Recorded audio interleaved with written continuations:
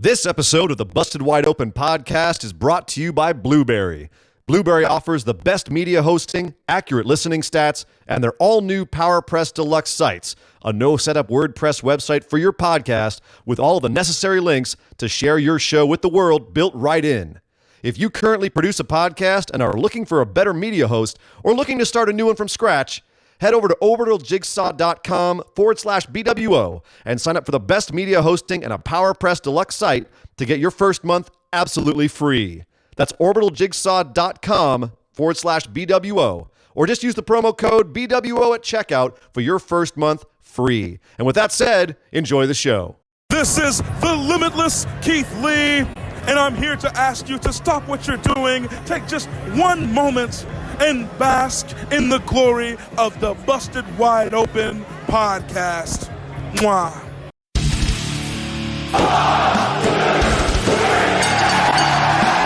You're listening to the Busted Wide Open podcast, dropping the elbow on the hottest topics in sports entertainment and the world of professional wrestling.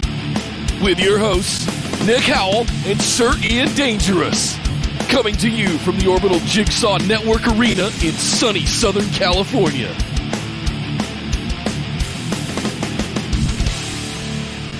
Welcome back to the Busted Wide Open podcast. But if this is your first time joining the show, I'd like to welcome you to episode number 180. That number keeps getting bigger. Oh my goodness. My name is Nick Howell. And reptilians and Anunnaki and Epstein, oh my.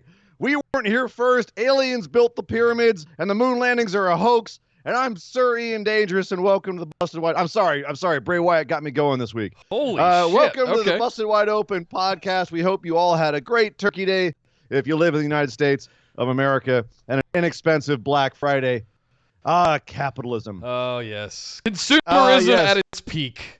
Yes, what a week, but also what a week in wrestling, Nick. We have a lot to talk about today. We've got Smackdown, we've got AEW, NXT, bunch of fun stuff. Got an update on New Japan, a bunch of news to talk about. Many, many things to discuss. So many things. Yes, but before we get going, Nick, I know we have to do our housekeeping, yes, and I know we have to do everything else, but, you know, I have to admit. Oh, okay.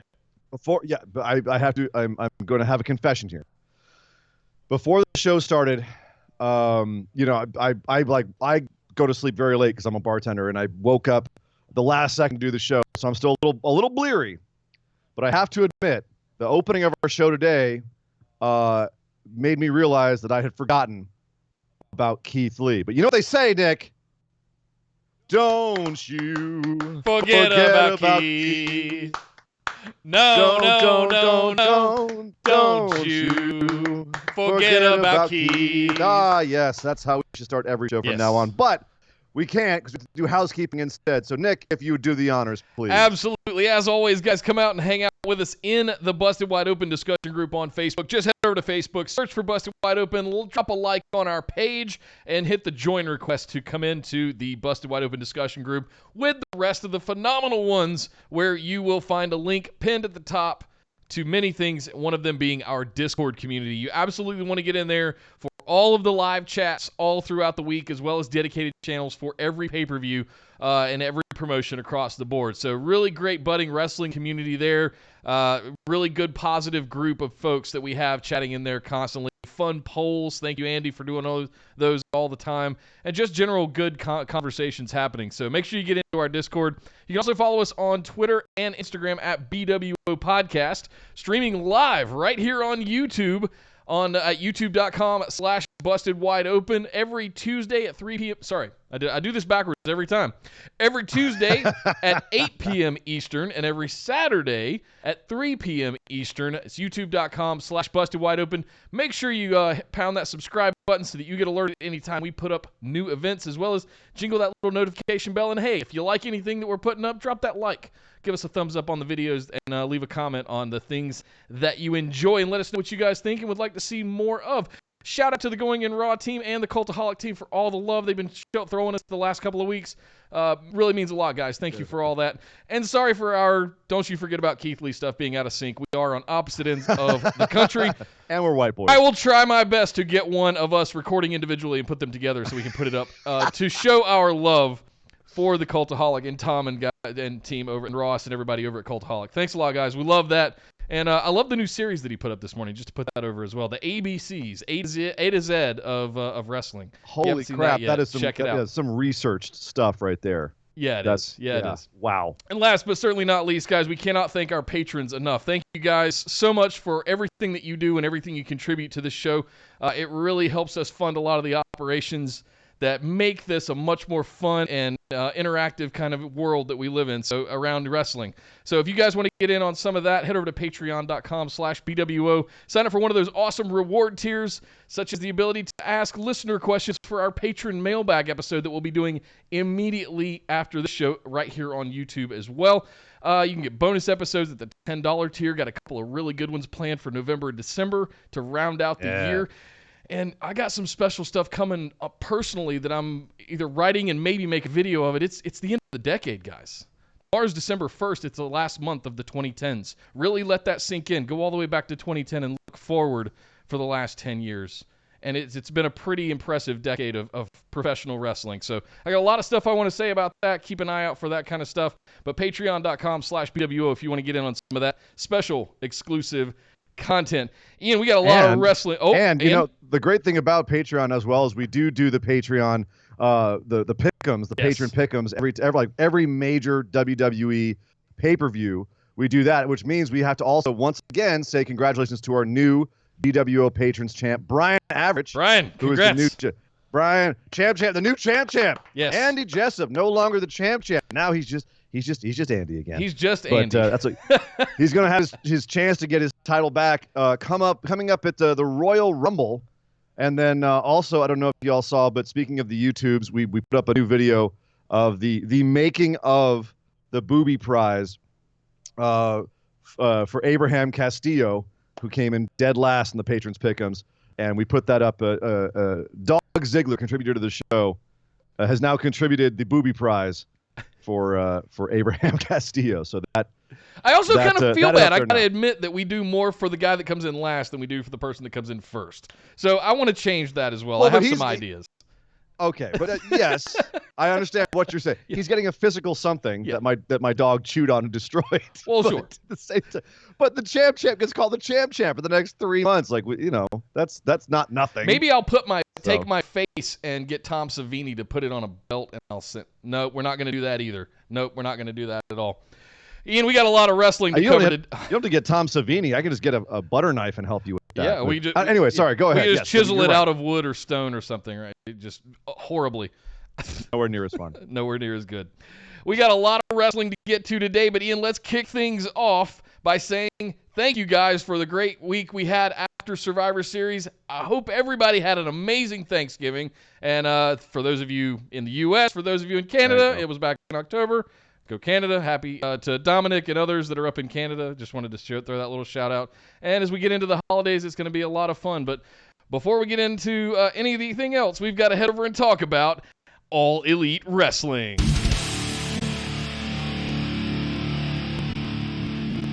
Well, let's start the show today talking about the fact that Chris Jericho had himself a festival of French. Excuse me, an appreciation, a Chris Jericho appreciation ceremony. Yeah. Sorry, I got confused with something else. It's like we've seen this before. A little bit. No, this was a really fun segment. Unsurprisingly, they went all out. This Chris Jericho had a thank you champ appreciation. Probably something to do with the fact that last week he had to issue an apology. So this week he wanted the network to thank him. He wanted every other superstar to thank superstar. I'm talking like it's WWE. They have me brainwashed, Nick. Every other wrestler to thank him as well. But he was basically the Inner Circle coming out and throwing a big appreciation ceremony for Chris Jericho. We had a marching band. We had a little bit of the bubbly, which is now apparently his own brand of or sparkling wine, I should say. Which right there. I mean, talk about the connection between making a good catchphrase and marketing. I mean, how long was it before they had a T-shirt out about that? Like, good grief. And the website lasted about 10 minutes before it just completely crashed Melted and everybody down. Annihilated it. Yeah, Melted down. So I've tried several times over the last couple of days to get one, but Because I definitely want it for a prop for the backdrop. That would be awesome. That's really all I want it for. You know? You don't want to know what it tastes like. No, I have no intention of opening the thing. It's Baby probably oil, Chris sweat, and Jericho's tears. piss, just to be a dick heel, and he's bottled his own piss and he's put it into a champagne bottle, and it's a little bit of the bubbly. So I wouldn't be surprised if there's be people drinking. Oh, this is really good champagne. My goodness. You never know what you're buying. It's champagne. The champs. The champ. Well, it's not champagne unless it's from Champagne, France, ladies and gentlemen. Just so you know. Just like it's not tequila unless it's from Tequila, Mexico. So these are the things you have to know. But no, we also had his dad. We had his dad in a box. His dad in a box, girl. Yeah. So he busted his own father. Was who's, by the way, he is a guy who used to play for the New York Rangers, Ted Irvine. He came out of a box, and as you would expect, because they were in Chicago, he had to get that heat. He had to get that Chicago heat by dissing the Blackhawks. But this all ended with SCU, who were dressed up as part of the marching band, running down and attacking everybody to stop, because Jericho's in the middle of attacking the TNT guy, the guy who's supposedly from TNT, Big Air Justin Quotes. Roberts. And saying, you didn't thank me enough. Anyway, so SCU runs down. This is all setting up the fact that Scorpio Sky has a one-on-one match with the champion later on in the evening. Before we get to that match, what did you think about this opening segment? Because WWE does this kind of stuff often, and I'd say that it's at best hit or miss. This was, I thought, a home run. Totally. But what set it apart? What made this a home run versus, we can point at some of the times in WWE when these things work out really well, like the setup segments. Like the Festival of Friendship? Well, the Festival of Friendship, sure, exactly. Right. What made this work so well? What could WWE learn from this? Involvement of other people and not making it about just one person, but somehow still centered around one person. Number two, it's Chris Jericho. He's the master at this kind of stuff, and bringing in things that are bringing his dad in, who's a legendary hockey player, who I'm not even completely sure he did play for the Rangers. I thought he played for one of the Canadian brands, but in Chicago, which is a diehard hockey town for the Blackhawks, and then having them getting the entire Inner Circle Rangers jerseys, little things like that just turn the heat knob up on the stove big time. Just the little details. The things that Jericho has done over the years are in the details. And it's what makes him as good as he is because he thinks about all of the details. So that's, I think, just constantly over and over. Then you had LAX getting into the ring and doing a lot of Boricuan kind of gifts. What? Even the flip-flops, right? And a shout-out to Spanish moms out there that use the flip-flops. They make really good weapons. I actually named a cocktail at my other bar Las Chanclas de Mama. Because, like, seriously, it's a thing. It's such a thing. Oh, but yeah, just that kind of stuff. And then Jake Hager bringing in the goat because it's Jericho. Naturally. Of course, he brought in a goat. That worked out about as well as bringing Cody and Brandy bringing Pharaoh to the ring. I was waiting for the droppings to start.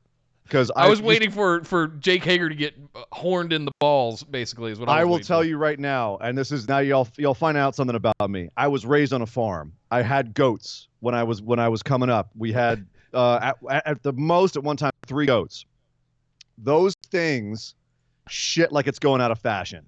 You look at them hard and they'll poop, and it's just like there's like pellets just flying out of their butts. So they must have not fed this thing for days for it to have not defecated all over their ring. I'm just gonna throw maybe that out you there. can teach JR, who made a sly comment about that doesn't look like no girl goat to me, that those were udders and not testicles. Hey, if there's anyone who should know what women look like, it's JR, because he likes every hot chick on Twitter that there is. That's right, JR. I've got my eyes on you. I see what you're doing, my man. And I applaud you. Yes. But yeah, this whole segment was amazing. It was fun. It was creative. The thing is, like, if you're tuning into the show to be entertained, right? This was nonstop entertainment. So, and then to close out the show, we had Scorpio Sky versus Jericho, the actual match. and everyone was, quote, barred from ringside, which of course didn't last. But it was a fantastic match. And I'm not going to lie, Nick, like I came into this going, there's no way they strap Scorpio. There was just that little voice in the back of my head, the same one that told me to pick Rey Mysterio at Survivor Series. That little voice in my head that said, what if they did strap Scorpio? I mean, Jericho's got to go to Wrestle Kingdom and face Tanahashi. Maybe they don't want the strap going there. Maybe Scorpio does take it for a little bit. They had me. They had a reversal late in this match that totally, like, I was like, oh my God, they're going to do it. No. And they kick out at 2.9999. Fantastic match. Yeah, it was. Totally. I had nothing bad to say about this match. I had thought there was no way in hell they're taking this off of Jericho right away. The Wrestle Kingdom thing popped in my head, but they've got plenty of time to do that. They got 4 to 5 weeks to do that still, if they want to accomplish that. And they don't have to do it right away. Let these two guys go back and forth. And now we've introduced Jon Moxley into the equation because Moxley comes out. And this is where I started going, I started percolating a little bit, because this is one of those matches that I think we've all kind of thought we were going to get, or / at least wanted, since AEW started on TV, was the Moxley Jericho thing. And boy, I'm back to excited again. So I'm very amped about what's going on. I loved every bit of this whole thing throughout the show as we had the Celebration pour les Champions. Yeah. All of this was good. The match was great. The Moxley thing at the end was fantastic. It just, the bookends were perfectly executed, in my opinion. Did you see the clip of after the show went off the air and Moxley is in the ring, like running around, hyping up everybody, and they have the TV guy like, we gotta go, we're done, TV time's done. Like he's like chasing him around with his paperwork and going, Moxley, done, we're done, we're done. And he ends up dirty deedsing him, or excuse me, not dirty deedsing, death ridering. Oh no, excuse me, paradigm shift. Paradigm shifting him. Sorry, can't keep track anymore. He ends up paradigm shifting him out of his shoes. So that was a fun little way to get the crowd home happy. But that's the thing. So we're now heading towards, Scorpio Sky, he's done. He's going to go back to SCU and be the tag champ. But hopefully they do something with him, because it proved the guy can work singles and work it beautifully. Totally. But now we're heading into Moxley Jericho. Is it too soon to be doing Moxley Jericho at this point? Or is it kind of like, is it like we just have to do it because everyone's expecting it? I think they brought Moxley out and debuted him at Double or Nothing with a purpose. I think the bursitis or whatever he had in his staph infection he had in his elbow that came back really derailed a lot of the plans that they had. But I mean, look, we're going to do the Bash at the Beach thing in 6 weeks, middle of January time frame. Cruise, yeah. With the Jericho Cruise, I mean, the stars are lining up. We could see Moxley Jericho be the feud, the signature feud of AEW for 2020. It could be the next year. I don't think it'll go that long. I suspect Moxley will go for the title. He'll get screwed over by the Inner Circle, and then everything will keep going. Because I like the fact that we have multiple different factions here in AEW. It's not just good guys, bad guys. It's everyone's kind of out for their own. You have a couple of outliers who are just out for themselves, like Shawn Spears and Moxley. You have a couple of different factions in like SCU and Jurassic Express, and a couple. They're kind of on the side of the good guys, but they're not like directly aligned. The Elite's all kind of together. So I like the fact that there's lots of different dynamics going on here. It's very beyond Thunderdome, Wild West kind of stuff at this point. Like everybody, I like the way you put it. Everybody's in it for themselves. Everybody's looking to put their stamp on things and make a mark. So we're still early days, guys. We're like 2 months into this whole AEW thing. If you start at the beginning of October with TV, so I mean that's where I started. All the pay-per-views and exhibitions and everything started things kind of, but it really hit the mark at the beginning of October for me. So let's talk a year from now and see where all of this eventually lands. But I think for the time being, Jericho have as many feuds and put as many guys over, make them look as good as Scorpio Sky now looks in the eyes of all the fans. Jericho's the perfect guy to do that. Even in Lost, Scorpio looked fantastic. And there's a lot of things they can do to percolate.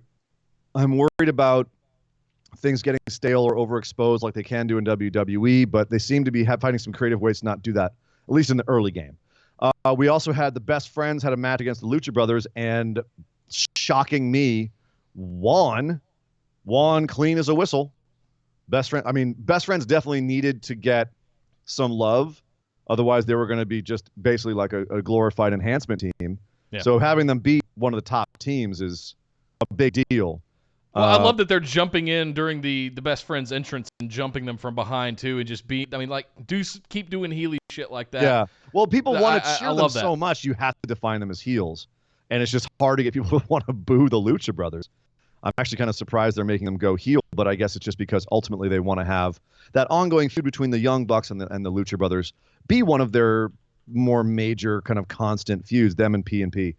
Sorry, LAX. So, but is this a bad look for Lucha Brothers to be losing two best friends who up until, because here's the thing. One thing you can say about WWE is with the 50-50 booking, everyone kind of stays around the same level. It was starting off with AEW, Lucha Brothers were made to look like one of the top tier teams, and best friends were made to look like they couldn't win a match. Right. And all of a sudden now, a month and a half, 2 months in, Lucha Brothers get beat clean by best friends. That makes Lucha Brothers look not as good, in the eyes, like how we're used to seeing. Yeah. I'm wondering if the Orange Cassidy edition had anything to do with that. Yeah. Because that's the one thing that's different, the net difference between before and after, like you just described. But the question is, what's the answer here? Do you do 50-50 booking like WWE to keep that parity so that you're never worried about someone looking bad? Or do you do kind of what New Japan does, where you have people who are definitively better all the time? And if there's any kind of finish, like if Best Friends here should have had like a screwy finish to keep Lucha Brothers looking strong, something like that. You know what I mean? Like, yeah, Orange Cassidy got involved in the match dressed like a turkey. All right. But, do you have something where the Lucha Brothers are kept strong here against the Best Friends just to keep their cachet? Or do you try to make everyone look good? Because I think that there's an argument both ways. You can say, like, we want everyone to look like a viable tag team, like a good, strong tag team. And that's good to have a bunch of tag teams who you believe at any time could go for the championship, and everyone who's got their strengths and their weaknesses. Fine. But it's also something to say that, like, there's a few ones that are just better than the other ones. And they're the ones to look out for, whether they win by using heel tactics like LAX, or whether they're just really good like the Young Bucks and they go on downswings every once in a while, or there are young up-and-comers who have a lot of grit and determination like Private Party. Whatever it is, right? So that's just kind of, it made me kind of stop and think about it when Best Friends won clean here. And this is not over. We know that there's going to be more matches between them down the road. They've already announced that. Sure. But but it was just something that made me kind of go, huh. I think the Lucha Brothers came in as the initial team, and if you remember during the press conferences throughout 2019, the Lucha Brothers and the Young Bucks were going back and forth, and then they had the AAA titles feuds that there was back and forth, and they brought them to Fight for the Fallen or the whatever the outdoor ladder match thing was in Jacksonville when it was too hot. And then I think what happened is Jericho won the championship. LAX came in. We now have another strong, powerful, proud and powerful heel tag team. Lucha Brothers might be taking a little bit of a back seat to let LAX run roughshod over the tag division. And if that's the case, totally fine. We got to have one dominant team. There's always got to be one that's and I think they're giving that shine to LAX right now. But the Lucha Brothers could show up on any given Sunday and just whip anybody's ass. I don't for 1 second, because Chucky T just pinned one of the Lucha Brothers. I don't think for a second that any of them, that those two guys couldn't show up and be champions tomorrow. Well, and Jericho let slip that they do plan a few months in advance. Like he said, I know what I'm doing until the middle of January on a interview recently, Keeping It 100, I think, podcast. And so that to me indicates that they're doing something that WWE doesn't do, which is plan ahead. Yeah. Don't write the show 90 minutes before it airs. While it's airing. And this is something that, like, if I was working for AEW and I was losing a lot, like, say, Joey Janela, who was on Twitter this week going like, what? I don't like where my career is going. And you couldn't tell if it was work or a shoot. But, if I was someone like that and being told, hey, look, you're going to lose a lot for the first 3 months. And then we have Kenny Omega, right, where they're having him lose a lot. And now he's starting to come back and win matches like he did on this show.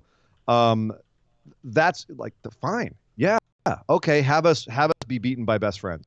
Cool. We know you're going to ultimately come back and we're going to have an arc where we are back on top or whatever, however they want to do it. Yeah.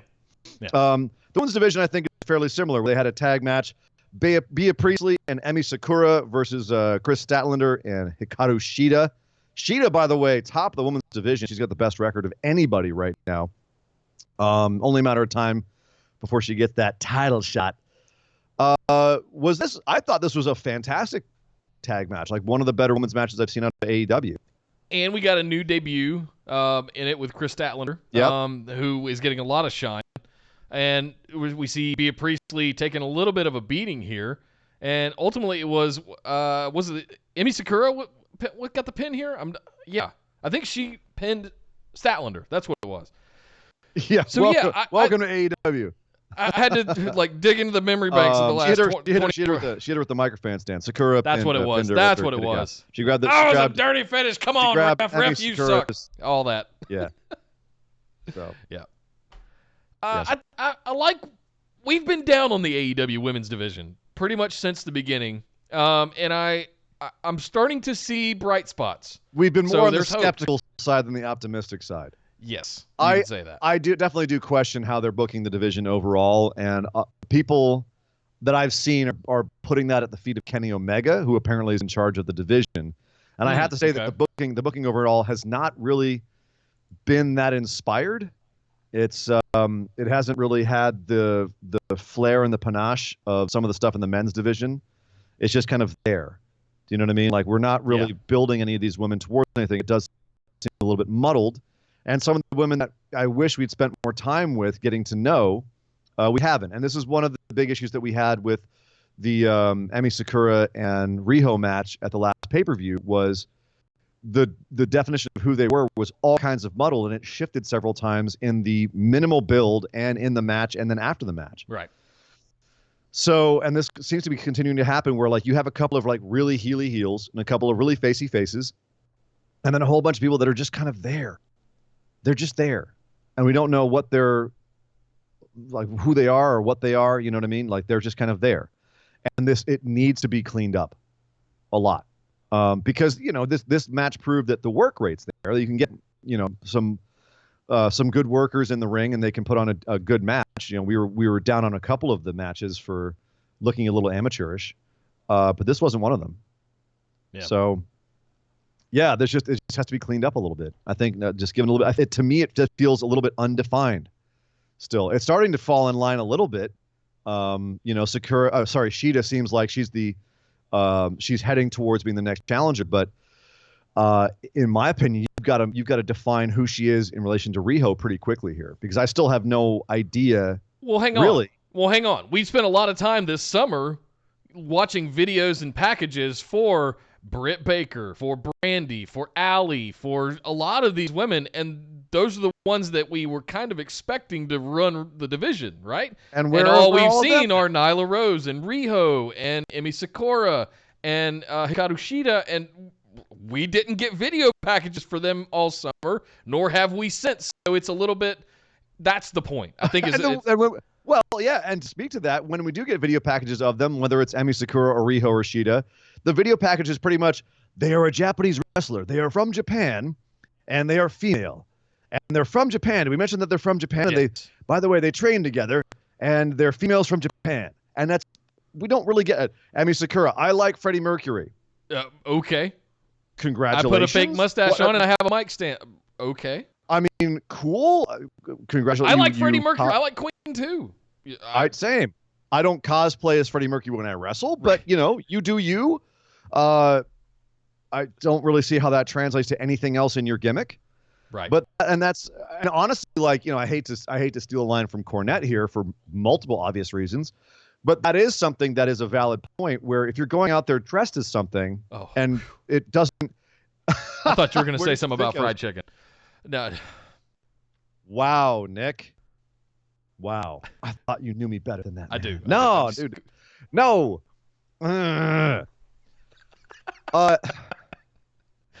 Just throw a roller skate at me next time if you want to knock me off my train of thought. Okay. No, Cornette does have a point when he says, like, if you're just wearing something just to wear it and it's nothing to do with who you are, it's cosplaying. And then we get the impression, okay, you come out as Freddie Mercury and we go, okay, what does that have to do with who you are? And then you get in the ring and all you do is, the "We Will Rock You" chant, and you have a mic stand you can hit people with. But beyond that, it has no bearing on your character whatsoever. I still don't know who you are. I still don't know why I should care about you. Make a finishing move and call it Bohemian Rhapsody or something. Just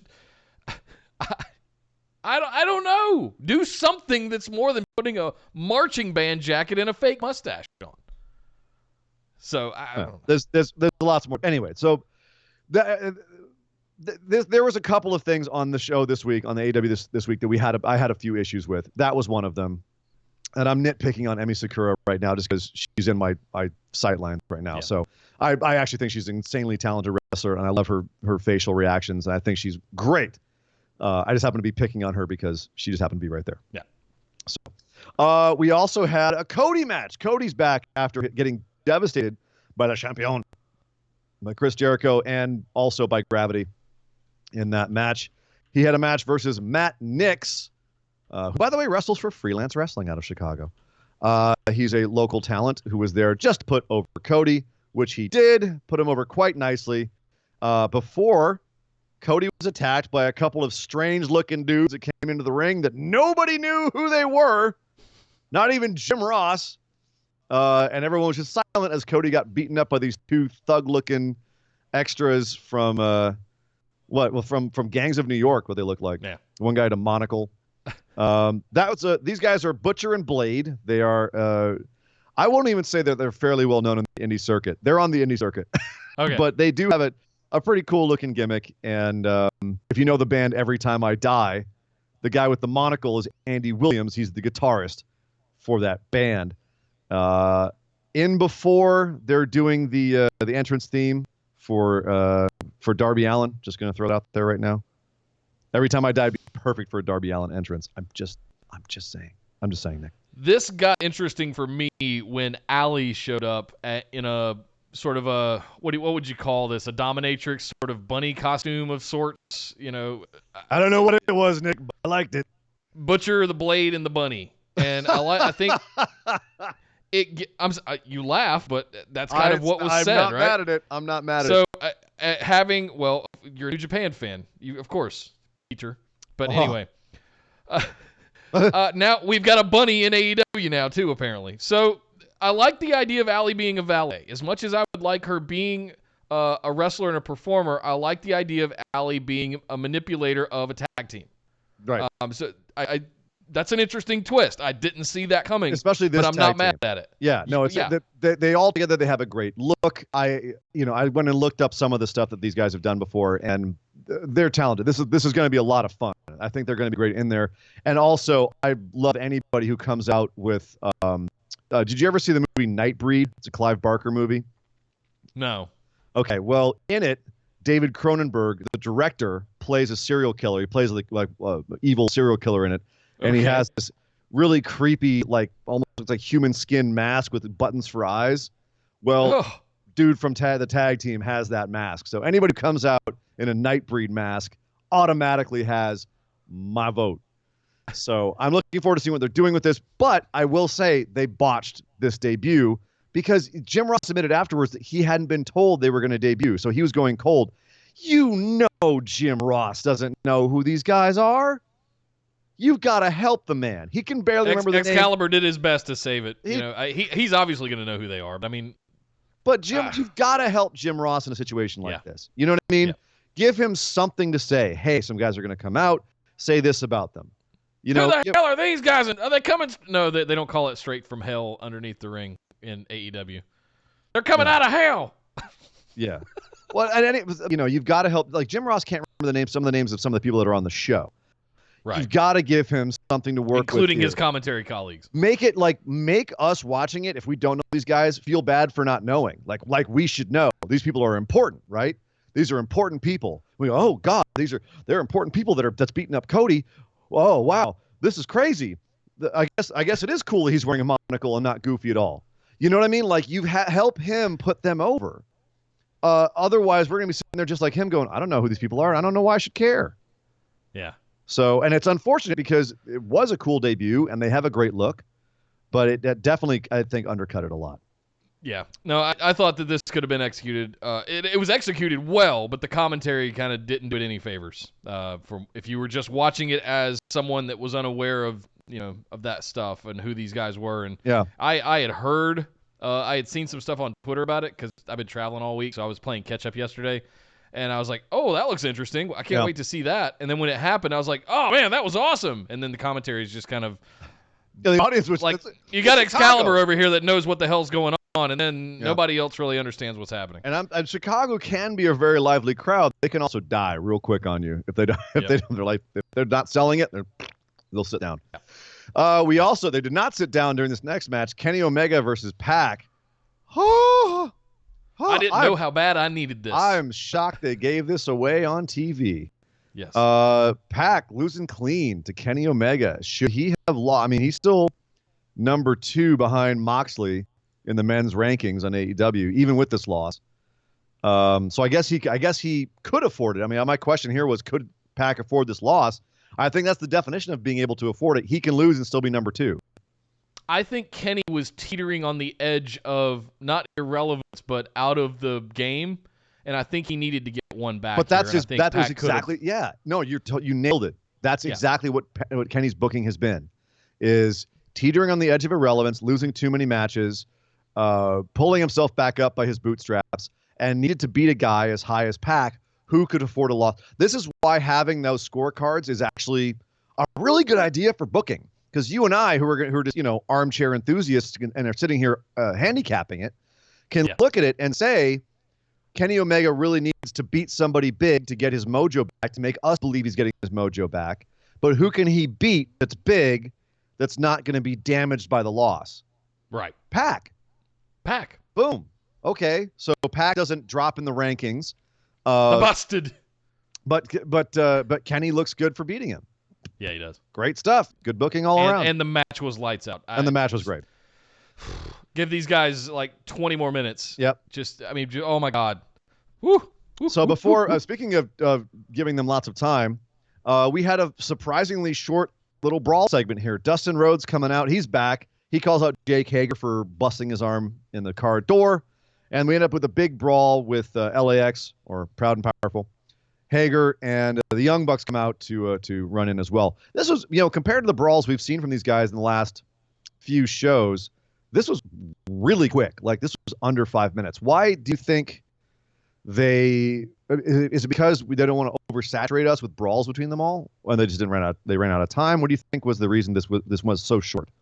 We spent a lot of time with the Inner Circle and Jericho during the celebration at the top of the show, and I think there's some other players in this, such as Dustin, such as Jake Hager, that are orbiting everything else that's going on around Jericho and the Elite. And I think this was just an opportunity to get them some shine. Remind everybody who everybody is and who hates who and who wants to fight who. Sure. Because this to me is developmental. It was developing additional feuds. It's building additional programming. So yeah, I can't wait to see Jake Hager and Dustin Rhodes get in a fight, or Proud and Powerful and Bucks have another feud, or just whatever it comes out of stuff like this. I think it's smart to have Hager's first major feud with Dustin. That makes a ton of sense to me, because you can have him just murder Dustin, hurt him bad, and Dustin's so beloved right now that's going to make Hager look great and put all kinds of heel heat on him. So I think it's brilliant. So he's going to be the big man on the dirty side. I can't wait for him to turn on Jericho. Oh, come on, Vince, calm down. I'm just saying. What happened to keeping it in your pants? That's got to be at least a year down the road, if he ever turns on him. If he ever does. Yeah, calm down. Okay, hashtag Nick booking. Moving on.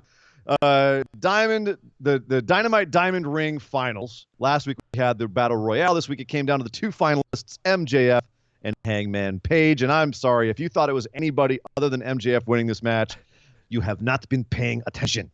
Right. And also, that seems to be just so funny for a guy that over the summer we were starting to call Hangman Reigns. Hangman is now Mr. Almost. He almost beat Jericho, right? He was almost the top guy. Here he is almost beating MJF. He's getting so close so many times, and he's basically the fall guy. He's the top mid-tier talent or the bottom top-tier talent. Like, he's the guy you put people against. Pac, for instance, he lost the rubber match. So it's interesting to see this happen again to him. I'm wondering at what point they pull the trigger on him, or if this is just his role. But I think, frankly, after looking at you and I and going, don't make him the Roman Reigns of AEW, it's a bad idea. It's not really, that's not what he projects. You know what he projects? The almost guy. Yeah. This is the perfect position for him, I think. I hope for the sake of his career, he doesn't get pigeonholed here. But that is what he feels like at the start of AEW. Like, can they build him up more? Probably. But right now, he definitely feels like he should be the almost guy. Wasn't he always the sideline sixth man of sorts in the Elite in New Japan as well anyway? A little bit. Is he kind of portraying the same thing here behind Cody and Kenny and the Bucks? He's the scrappy little brother, you know? So I'm not mad at what it worked out pretty damn good for him doing that, coming out of the, so let him keep being that guy. He's got an executive position in the company. He's not hurting. He ain't hurting. Yeah. There's worse place to be in a company than, the Barry Windham. So the Hangman Reigns stuff came at that's all we heard about was Hangman Page. Well, because he was getting all through the summer. He was getting the Roman Reigns push all summer. Yeah. So, but no, I think it worked out well. Like they proved to me that they knew what they were doing with that booking. So I ain't mad at it. And it was also the right idea to have MJF win here with a little Wardlow interference, naturally, and then to have Diamond Dallas Page come out, which I thought was a nice touch to have Diamond Dallas Page give out the Dynamite Diamond ring. There's a mouthful. To MJF. Can I just say how excited I am about Wardlow? Oh, big man, dick heel in a suit. It's just it's checking all my boxes. Yes. I'll tell you right now, I'm much more okay with you being big on Wardlow than I am having you be big on Jackson Riker. Neither one will be main eventing WrestleMania, but Wardlow is still he gets a little bit too much. He gets a little too over-hulked out for me still. Like, he gets a little too hyped up on himself, but I love that. He's definitely got a lot of presence. So I'm curious what they do with him. I like the fact that Diamond Dallas Page tried to tell MJF, I'm not a fan of what you do, but you did win this, so I guess you deserve this. And MJF basically suck, but I'm an honorable man, so here's your damn ring, you idiot. And then he goes to shake his hand, and MJF sticks some gum in his own hand to shake his hand. And then now here's the thing, and then Wardlow and DDP get into it. Are we going to see a Wardlow DDP feud, or was this just to show us that Wardlow is the heavy with MJF here? Just be the heavy and beat down an old legend, just an ultimate kind of shitty dick move. Just beat down an old man just because you can. That's what I take away from it. No feuds or anything. Yeah. So, but good stuff. MJF now has the ring. One more thing to gloat about. Helps him be more of a dick heel. Love it. Yep. Dick heel in a scarf with a big dick heel in a suit. So next week on AEW Dark, these were matches that were taped at the same time as the show. Jimmy Havoc versus Brandon Cutler, Shawn Spears versus Sonny Kiss, and Santana Ortiz versus Jurassic Express. And Nyla Rose will be the guest commentator on that version of AEW Dark. Next week on AEW proper, the Best Friends and Lucha Brothers feud will continue. Phoenix is going one-on-one with Trent. Dustin and the Bucks will be facing off against Proud and Powerful and Sammy Guevara. And then you also have John, and you have a feeling that Jake Hager will get involved in that. And John Moxley and Joe Janela look like they're going to have a match. It hasn't been officially announced yet, I don't think. But, it looks like Moxley and Janela will have a match, which should be interesting. Can I also throw some love out to AEW that they announce the cards like this, not only in advance of the show, but at the start of the show? Like, they tell you exactly what you're going to see tonight on AEW. I wish WWE did more of that. They tend to do it throughout the show as you go through the show. But I mean, at least they're laying it out on the table for you. Like, if you want to watch, here's what we're going to do tonight. And they're even doing it days in advance of the show. So I just wanted to throw some shout out for that. I miss that kind of stuff. I already know some of the matches that are going to be on Raw next week because they've announced them. But one thing that the WWE has been doing of late, more and more, they've been doing it for a while, but of late a lot more, is baiting and switching, where they say we're going to have this match or that match, and then it never happens. Raw sales, like live sales, apparently this last week were really down, And for the NXT at the NXT show, they were trying to sell Raw tickets, and they were promoting Raw as having a cage match between Seth Rollins and the Fiend, and of course that never happened on Raw. So they're now promoting matches for their own shows, and this has been going on for a while. Remember the debacle of the first SmackDown on Fox, where they're baiting and switching people, and that's really like, if they keep that up, if they keep being lazy about that, that's going to really bite them in the ass.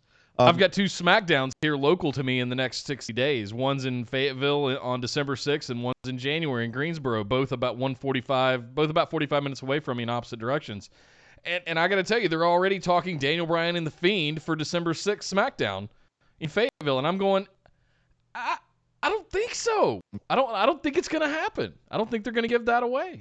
That's going to be a TLC match. Yeah, that's correct. So, yeah, I hate that baiting and switching stuff. It's not fair to the people that are dropping hundreds of dollars on tickets, concessions, travel, all that stuff to come to the show and not get what you're advertising. I would be upset about that. Hot take howl strikes again. Yeah. I think that's a common conception. But yes, Nick, I agree. I'm glad that they've announced what's happening next week. It sounds like some exciting matches. We'll have to wait for that. We don't have to wait, though, to talk about another brand that had a great show this week, and that is NXT.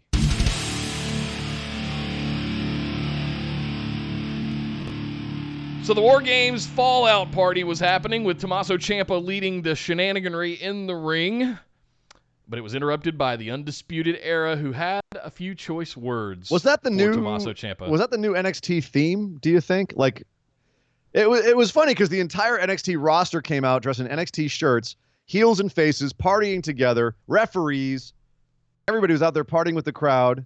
I'm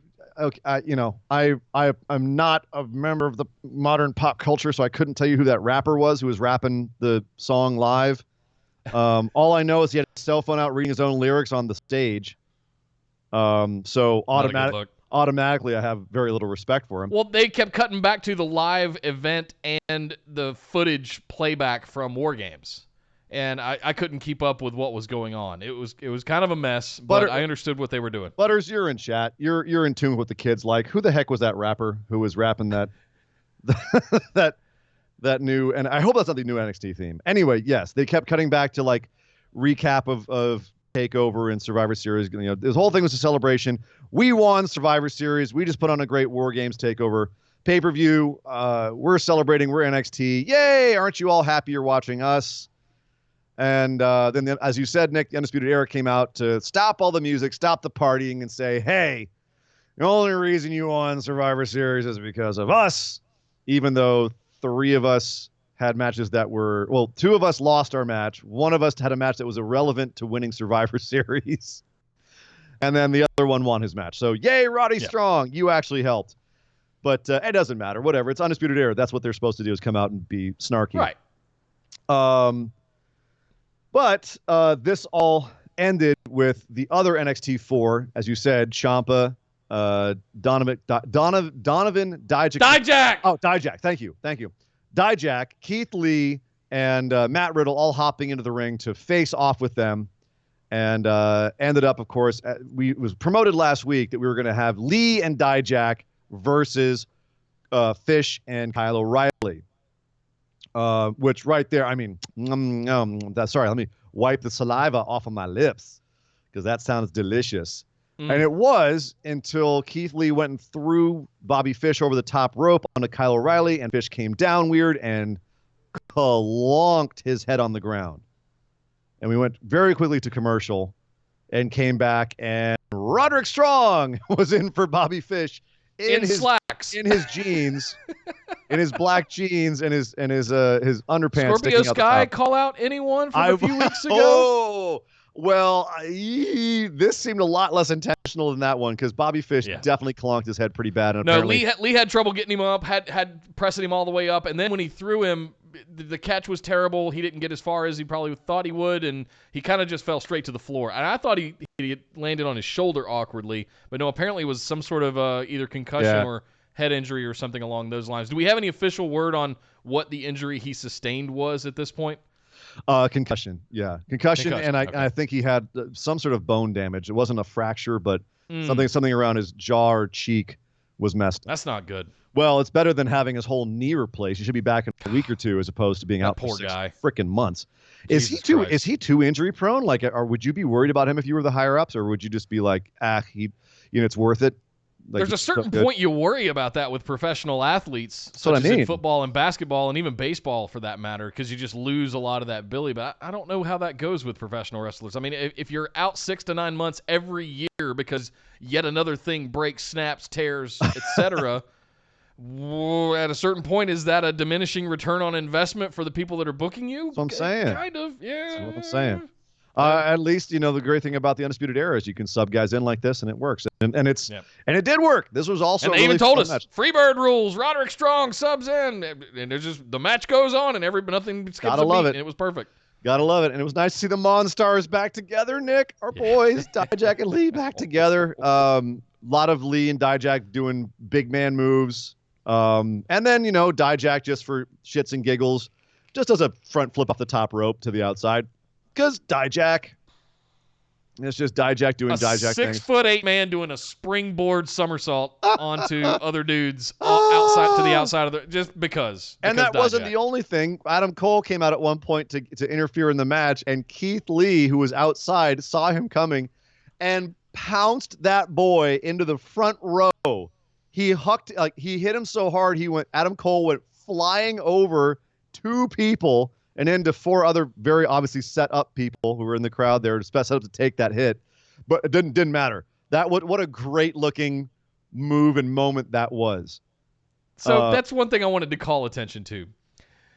They finally figured out that if you're going to have Keith Lee pounce someone, do it with the tiniest person on the roster, Adam Cole. Because it looks like he did a lap around the earth. He went so far. About 6 months ago, right after Adam Cole won the title, they were doing house shows, and Keith Lee and Adam Cole were actually doing a bunch of matches together and doing these kinds of pounce spots where Keith Lee would just knock Adam Cole for 15 feet. So they got very good at this. And as you can see here, Keith Lee definitely is it's like target practice for him, Yeah. So, that was a really awesome spot, and the crowd lit up for that because it looked amazing. That being said, somewhere AC Romero is waiting for his check. Yes. So they did lose after that. Keith Lee was stuck on the outside, and Dijak ended up getting tag teamed on the inside, and for the loss. Couldn't get back in the ring quick enough to interrupt. No, so Undisputed Era retains their titles, even with Bobby Fish being injured. Next we had I don't know what you would call this match. It was Shane, Mr. Excitement Thorne versus Mansoor.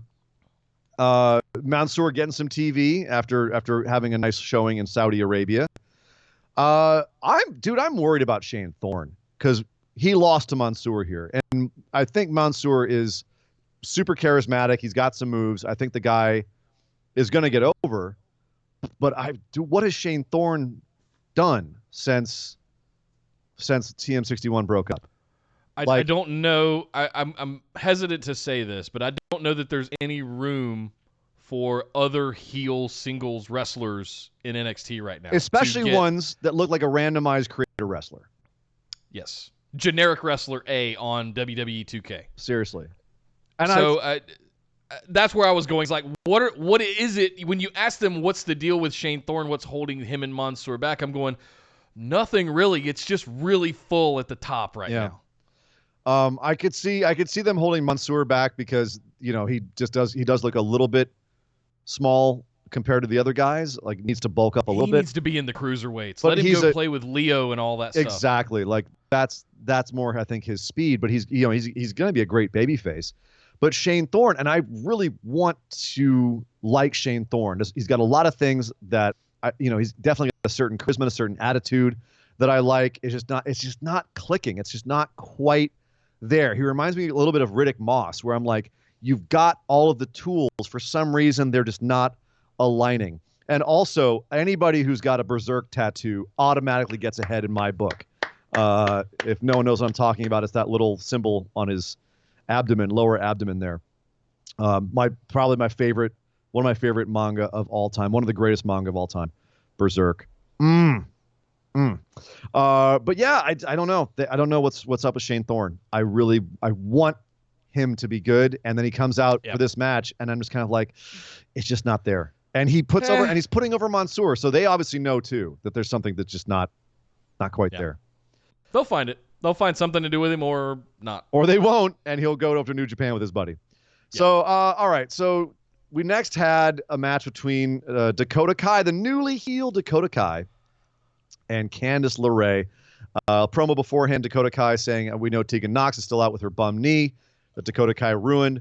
But today, Dakota Kai isn't facing Candice Candice LeRae. She's facing Tegan Nox's pissed off big sister. All right.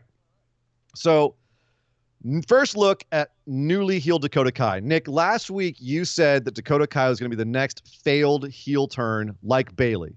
What do you think now that you've seen Dakota Kai coming out with her new theme and working a match heel, including finishing a match with a DQ because she went and got a chair and hit Candice LeRae with a chair and just healed the shit out of her at the end of this match, ran her into the stairs till her mouth bled, and then ran away when Rhea Ripley came out for the save.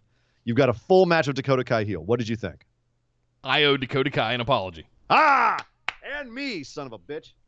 And you. Yeah. And frankly, I should have known better because NXT. They just know how to do this in NXT. They know how to turn people one way or the other and execute it magnificently in NXT.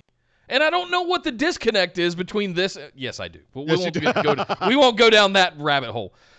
This was done just so good. Neutron, new music. You got the vibe immediately before step one was taken out onto the stage. All the new graphics, the new music, and everything, and you just felt it. You were just like, "Oh God, this is mean." Yes, and then she comes out. She's got the new hair, and it looks like some vicious glow wrestler from 1983. I'm like, yes. Oh, this is going to be awesome. And then all the things you rattled off, the beat. She walked out with Tegan's knee brace. Oh, you bitch! Before she ever comes down the ramp, I'm in on this. Yes. And then the match, the backstage thing with Candice saying this is Tegan Nox's pissed off best friend. Older sister. Yeah. Yes. Yeah. All this stuff. Yeah, this was so much better executed than Bayley coming out and slashing it inflatable.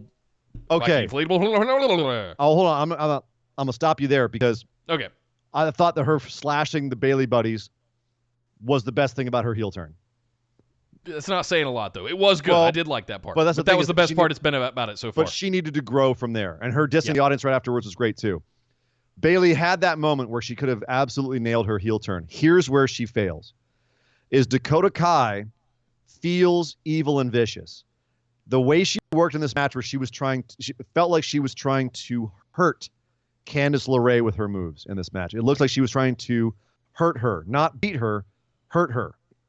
Her facial expressions, her mannerisms, her just overall physical presentation. It was her performance. Yes, you had the music. Yes, you had the Neutron. Yes, you had her coming out with like obvious stuff like having the knee brace, and you had her running around the stairs at the end of the match. But it's the stuff between that. It's the peanut butter and jelly, not the bread, that makes the sandwich. And in this particular case, that's all Dakota Kai's performance. And if you go back and listen to our show, Nick, last week I said Dakota Kai is a better performer than Bayley. She will pull this off because she's going to perform as a heel better than Bayley does. And if you look at the way Bayley came out during Survivor Series in her stupid little Cleopatra head thing, she looked like she was sad to be there. She looked mopey. She had no energy. She had no, it was all very muddled. She's miserable Karen at the grocery store. You know, it's yeah. What I said last she's miserable postpartum depression Karen. She's not vicious, I'm angry, screw all you people Bayley, which is what she should be.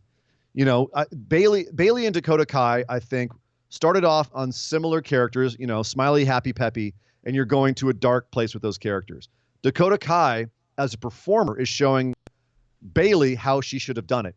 And even if Bayley doesn't want to go, I don't want to be the vicious, whatever, I want to be the asshole. You're not being an asshole. You're just being dour and glum. And that's boring.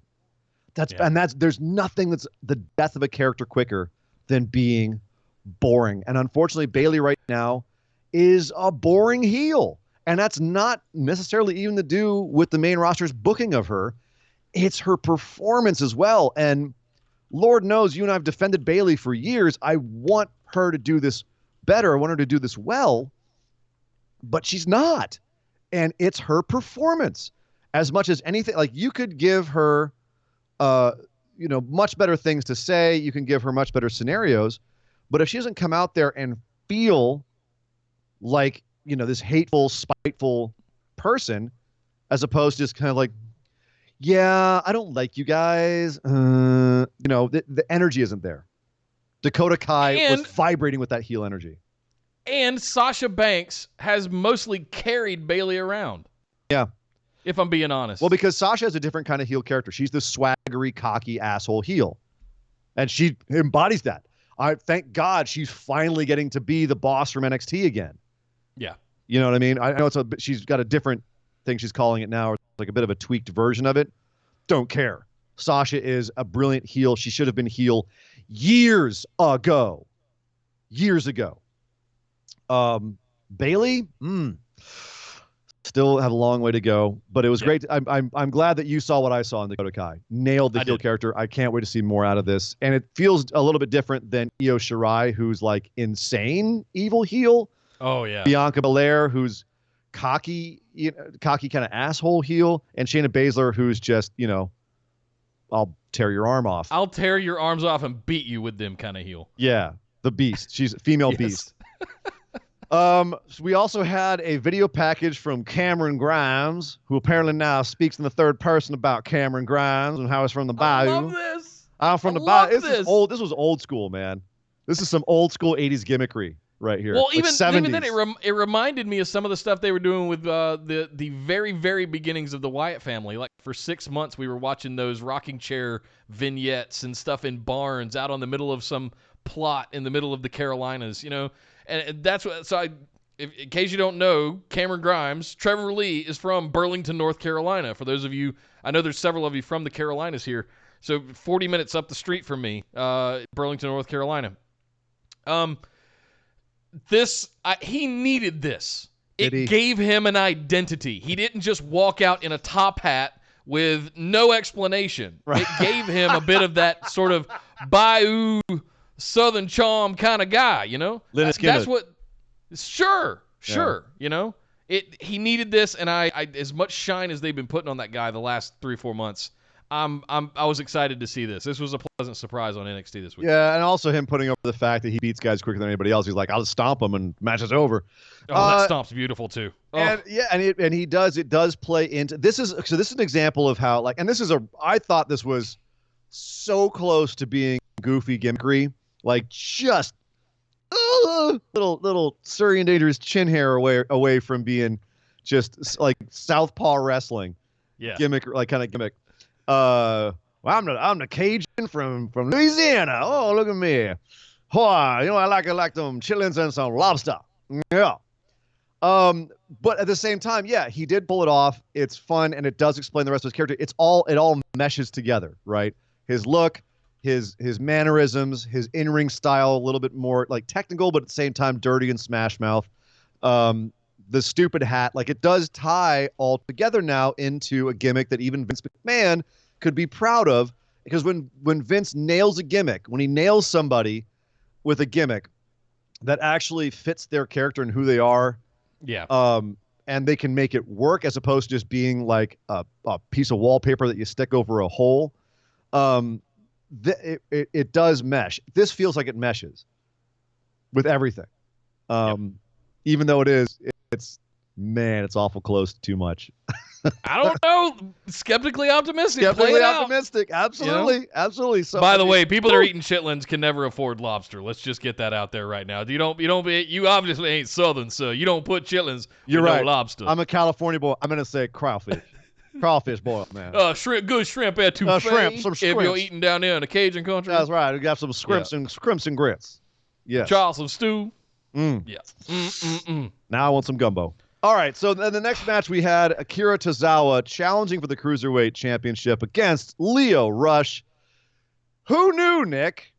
Who knew that letting two little cruiserweights be fast and creative was the key to exciting cruiserweight matches. Who knew that we could have been having matches like this on 205 Live all along? I don't know. Have you ever watched the junior heavyweight division in New Japan? You ever watched the cruiserweight division back in WCW in 97? Yes. I'm sorry. Little guys doing quick, speedy, creative things. It's literally what you should have in a cruiserweight division. Like, what the hell? Where has this been?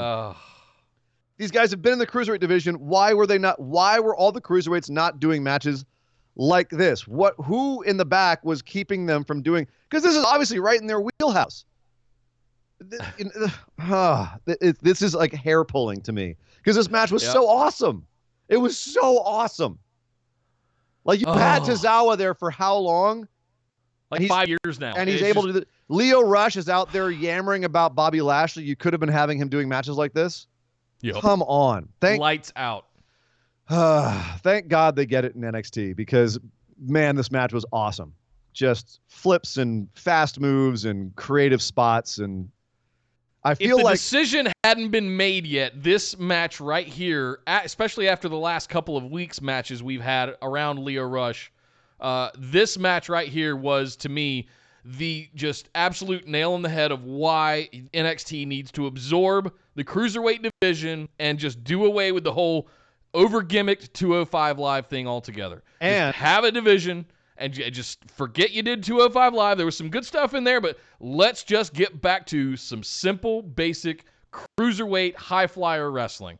Because this is right here, this one match was the defining thing for me of all that. And we go back and look at Humberto Carrillo. You look at the matches we've had over the last couple of weeks. Look at the triple threat you had out of nowhere that you just made up that you had at Survivor Series. Right. Just awesome. Yeah. God, this isn't hard, guys. And You're also just overthinking it. Or they're underthinking it. I don't know. I think that it's and Butters makes a good point in the chat here where he said they didn't want them outshining the main roster when they're coming after the main roster show. It's a different style altogether, which is also, it's frustrating if that's the perception. Well, we can't have them having more exciting matches on the main roster. It's different. They're different styles of matches. Completely. You want the audience to be hyped. You don't want the audience to be sitting there going, well, that was almost exciting. I don't want 6 big boy matches. I mean, I kind of would, but that's just you do. You need some you need some stuff in the middle of. You can't have 6 high flyer, crazy, flippy shit matches in a row because the audience is just create a buffet. No more. It's multiple courses, but again with this match, it also shows why it was a smart idea to take the title off of Drew Gulak and put it on Lio Rush because Lio Rush is the definition of what a cruiserweight should be: little, insanely fast guy who can do amazing high flying moves. Have a bunch of other guys come along, Angel Garza, Akira Tozawa. When Kushida gets better, I can't wait for him to have a match with Lio Rush. Just have all these smaller guys go out there and ball out. Hell yes, against Lio Rush. Hell yes. I feel bad that Gulak has now been relegated to jobber number 3 on SmackDown, but hey, you know what I mean? Like, there's only so much room. But yeah, it's the scuttlebutt is Tozawa's on the way out. I've been talking about how he's on his farewell tour, putting people over. After this match, and seeing how in shape the dude's got. Like, if you haven't seen pictures of Tozawa, I think it was like 6 or 7 years ago in Japan. Dude looked like Toru Yano. Like he was a big boy, big chunky man, and he is shredded right now. That dude is in as good a shape as I've ever seen him. So I really hope they make play to keep Tozawa because he's, I think, massively underrated. Massively underrated. Unfortunately, I think he's already gone. I think so too. But yeah, you never say never, man. Triple H has done some miracles with some other people. Look at the what they pulled off with Lio Rush. And I've got some news later about some other guys who may not be as out as we thought they were either. It's these days WWE, it's in there. They have the money and the motivation to keep people around. So we'll see what happens with that. Next, we had a rather short match between Xia Li and Vanessa Bourne, stemming from the fact that Xia Li, quote unquote, kicked the face off of Aaliyah, even though they showed us the still image of her kicking Aaliyah in the nose and it was on the ear. Whatever. Where she turned her head to the side and had her hands Yeah, up, but she somehow totally still kicked her in the nose. protected as hell. Whatever. Xylee came out and once again looked very strong, very quickly took out Vanessa Bourne before getting interrupted by Shayna Baszler, Marina Shafir, and Jessamyn Duke, who all came out to stare her down and then attack her in the ring. And Xylee did hold her own for a while against the three of them before ultimately succumbing. And then Shayna cut a really, I thought, fantastic promo. And then basically called out Rhea Ripley, saying, you know, I've seen your kind before, and I'm gonna take you out too. And of course, Rhea Ripley came out, and they had a little stare down. And Rhea Ripley said, "Cool, let's do this right now." And Shayna basically said, "No," and walked away. Nah. Which I'm glad they didn't save that. Oh no, it's going to be good. Oh, but I got all of the tingles thinking about when it finally happens. Oh yes. So, a couple things here. Was it just me, or was this one like Shayna is? By the way, I love Shayna Baszler. I know there's some people that are down on her. I think she is the total package. She is nailing her mic work. She's nailing her presence. I love her presentation all around. And this was just a great segment, the way that she played off of everyone, whether it's Rhea Ripley or her little horsewoman pals. It was awesome all around. Yeah. I'm personally a little down because I would like for her to be able to do more than stomp people's elbows and put them in a clutch hold. I feel like that's kind of her arsenal, and it's very kind of limited there, but it comes along the pedigree of ass whipping in MMA, and you understand all of that, and she's now had the title for 2 years. So this run has been over a year. This run alone. Right. So on and off for a couple of years, she's been at the top of the women's division in NXT, period, stop. So, I mean, yeah, she's proven herself to me, and you've seen improvement over the course of that time as a champion. Now she has the backup of Marina Shafir and Jessamyn Duke. They've got the horsewomen faction together, and if they do this right and bring it all up. Marina Shafir out here trying to be the new Kyle O'Reilly with her facials, by the way. Oh my God. Yeah. Whatever that was at the top. Whatever of the ramp. whatever it was great. So awesome. But the thing is, can they hold off on this? February 20th, I believe, is the next NXT pay-per-view. It will be on a Sunday. They're doing it completely They're not doing solo. one for Royal Rumble? Nope. Worlds collide on Royal Rumble weekend. They're not doing an NXT takeover. They're doing it on their own. They're on their own. They're a full third brand. They're getting their own pay-per-view. All right then. But Excellent. can this? Do you think they can hold this out for 2 months? I don't know. Probably not. That's a long time in wrestling time. Yeah, eight shows of building this. My goodness. We'll see. We'll see what they can do. Last but certainly not least, Ciampa versus Balor. Yeah, this was set up at the top of the show too. Balor came out and Ciampa's like, "That's right, boy, I got you tonight." And okay, so I saw people online who were underwhelmed by this, and I was. You were underwhelmed. I liked the anticipation of it more than what I actually got. I liked the appetizer that I got. Okay, I'm going to call it an appetizer because that's what I felt it was. I was left wanting more. Exactly. Thank you. Yeah. Exactly the point. I know that people have gotten spoiled on NXT giving you these pay-per-view quality matches on them, but that shouldn't be their stock in trade because then people are going to kill themselves when you get to the pay-per-view. Like, you have to have appetizer matches that leave you wanting more, that they're good. And this was a good match. But it definitely was. These guys still have a lot in the can to bring out if they have a bigger match down the line. And high marks for me as well as the way it got set up. You had Ciampa in the ring and the Undisputed Era at the top of the ramp, jaw-jacking with each other. All of a sudden, Balor's music hits, and he comes out, and because Ciampa's challenging Cole he wants Goldie back. Balor comes out and stands in front of the Undisputed Era and goes, "I'm standing in between you and that title." Oh, shit! And then he beats You have my attention. He beats Ciampa with help from Undisputed Era, of course. Yeah.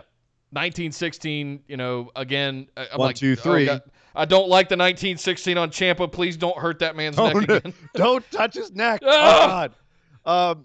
But yeah, so Ciampa gets laid out, and then you've got Adam Cole and Finn Balor standing shoulder to shoulder, and Adam's kind of clapping him on his back, and saying, "That's right, my boy. Like you took him out for me. Way to go." And then, of course, Finn Balor Pele kicks Adam Cole, knocks him out, and stands over him. And looks like Finn will be going for the NXT Championship. And if there's a guy who should be getting it and be the big scary super boss right now, Finn Balor would be the perfect guy to do that. Boss. I love that. Yeah. The dragon to slay, as we always say, right? The final boss. And then that's a great story for Johnny Gargano when he comes back. The guy that took him out is now champ. Maybe. We'll see. And it's someone who could take Adam Cole's title and feels legit. So I like all the things that they set up here. Somebody give Adam Cole a vacation for just for the love of God. For the love of God, even after all he's been through the last week, we'll just focus in on the last week. He still got knocked 5 rows deep into the audience by Keith Lee and took a chair bump.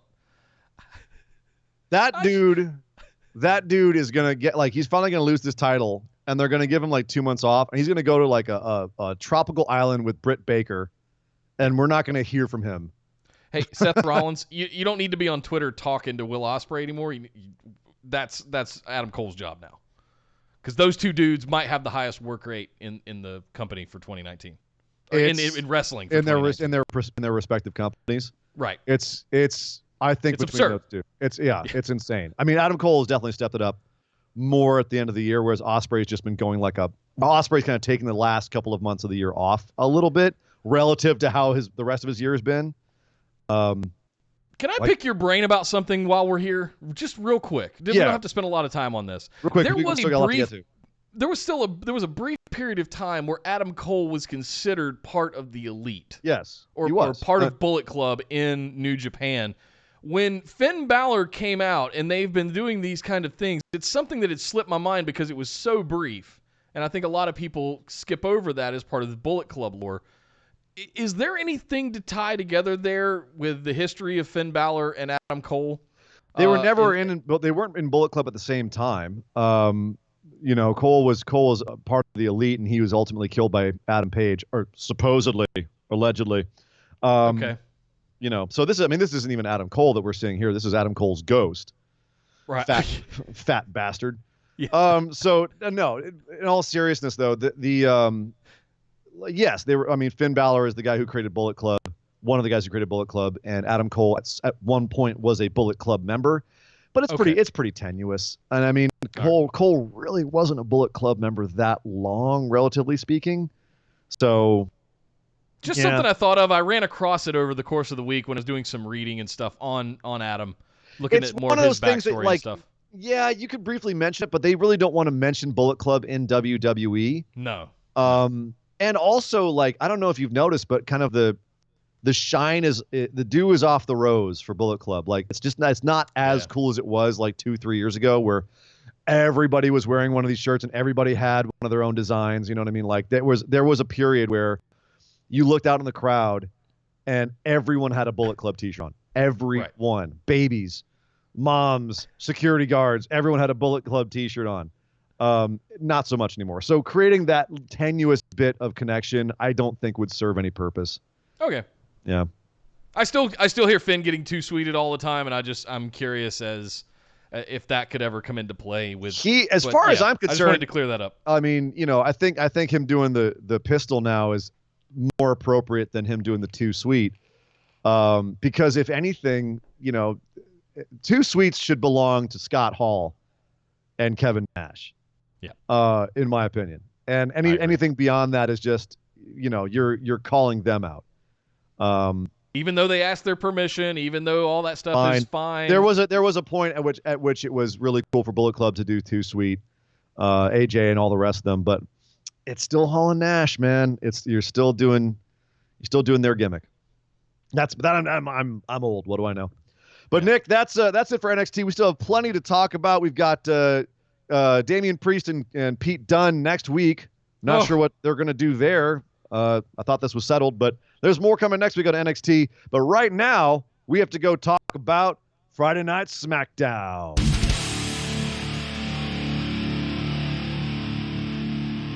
Well, hey, at least you got it right, because Roman Reigns didn't when he opened up SmackDown Live. Friday Night Smackdown. Roman Reigns dropped a Smackdown live on It's TV. hard not to. Friday I night. have to check myself every time, dude. It is. It is. So, as I said, Roman Reigns kicks off the show, comes out, the big dog comes out. We got the full one out of Michael Cole this week. There is only one true big dog, and he's sitting in a kennel to my right here. Hell yes. With pieces of Roman Reigns in his mouth. We know who the Abraham true big Castillo is about to find out just how vicious he is. Yes. What a vicious, vicious creature. No holds barred. He took Roman to the mat, man. Oh, that was horrible. But, so Roman Reigns kicks off the show, comes out to recap Survivor Series and say, that's right. I brought it home for Team SmackDown in the men's match because, lol, Roman wins. But and everyone on my team did a good job, too. Strawn Broman, whatever he called him. My man, the underdog, Shorty, I'm not even going to say it. Chad Gable, and, of course, Mustafa Ali. But he said there was one dummy on my team, one big dummy, and I had to spear his ass out of the match. That's King Corbin. I want Corbin to come out of here right now and apologize. And shockingly enough, Corbin came out. But he didn't come out to apologize. Oh, no, he wanted Roman to apologize because had Roman not speared him, he would have taken it home himself, blah, blah, blah. Roman was like, fine, let's have a match right now. Corbin said, no, but you can have a match with this guy. And out came Bobby Roode. Y'all know how this goes. This is WWE 101. And then we have Roman Reigns having a match with Bobby Roode while Baron Corbin and Dolph Ziggler are ringside. Roman Reigns matches 101. Literally exactly what Roman was doing last year. Only last year it was McIntyre, Ziggler, and Corbin. This year it's Strowman, right? Am I got that right? For a minute, yeah. I don't know. For three like guys, 2 months. One heavy and like two little goons. It's the same damn thing. Yeah. That being said, Nick, once again, and credit to all the workers in this, that crowd was lit up for this match. We have arrived freaking out. We've arrived at they've successfully done what you and I 2 years ago would have said is impossible. They now have Seth Rollins getting booed even before last week's events. Yeah. And Roman Reigns coming out to huge pops and Roman cheers, and they've superseded Roman. Congratulations, you've pulled it off. Well, you know what's fascinating about it is, like, we've always said Roman's a fantastic worker. It's just their booking of him that's holding him back, and also a bit of his disconnect from the audience. Those are kind of our major criticisms, right? Yeah. Well, he's now really connecting with the audience. Like, he's going out there and making it a point to connect with them while still keeping his badass aura. So he's finally figured that out. Yeah.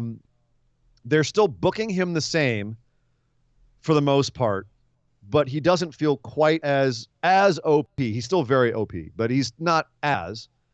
And it's working. Like, it was the whole leukemia thing. God forbid it ever comes out that was faked. But I'm going to sleep well at night knowing it was not. How about that?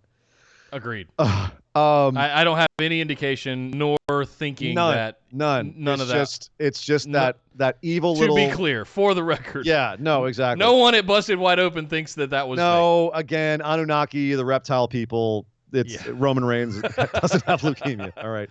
But it's one of those things where it's fascinating to see how just those little tweaks, right? Him getting the sympathy from the audience with having to go away with getting sick, and then coming back, and those little extra points of connection that he makes now with his presentation, and all of that excellent ring work and that ability to work these exciting matches, the ability to make other people look good, how smooth he is.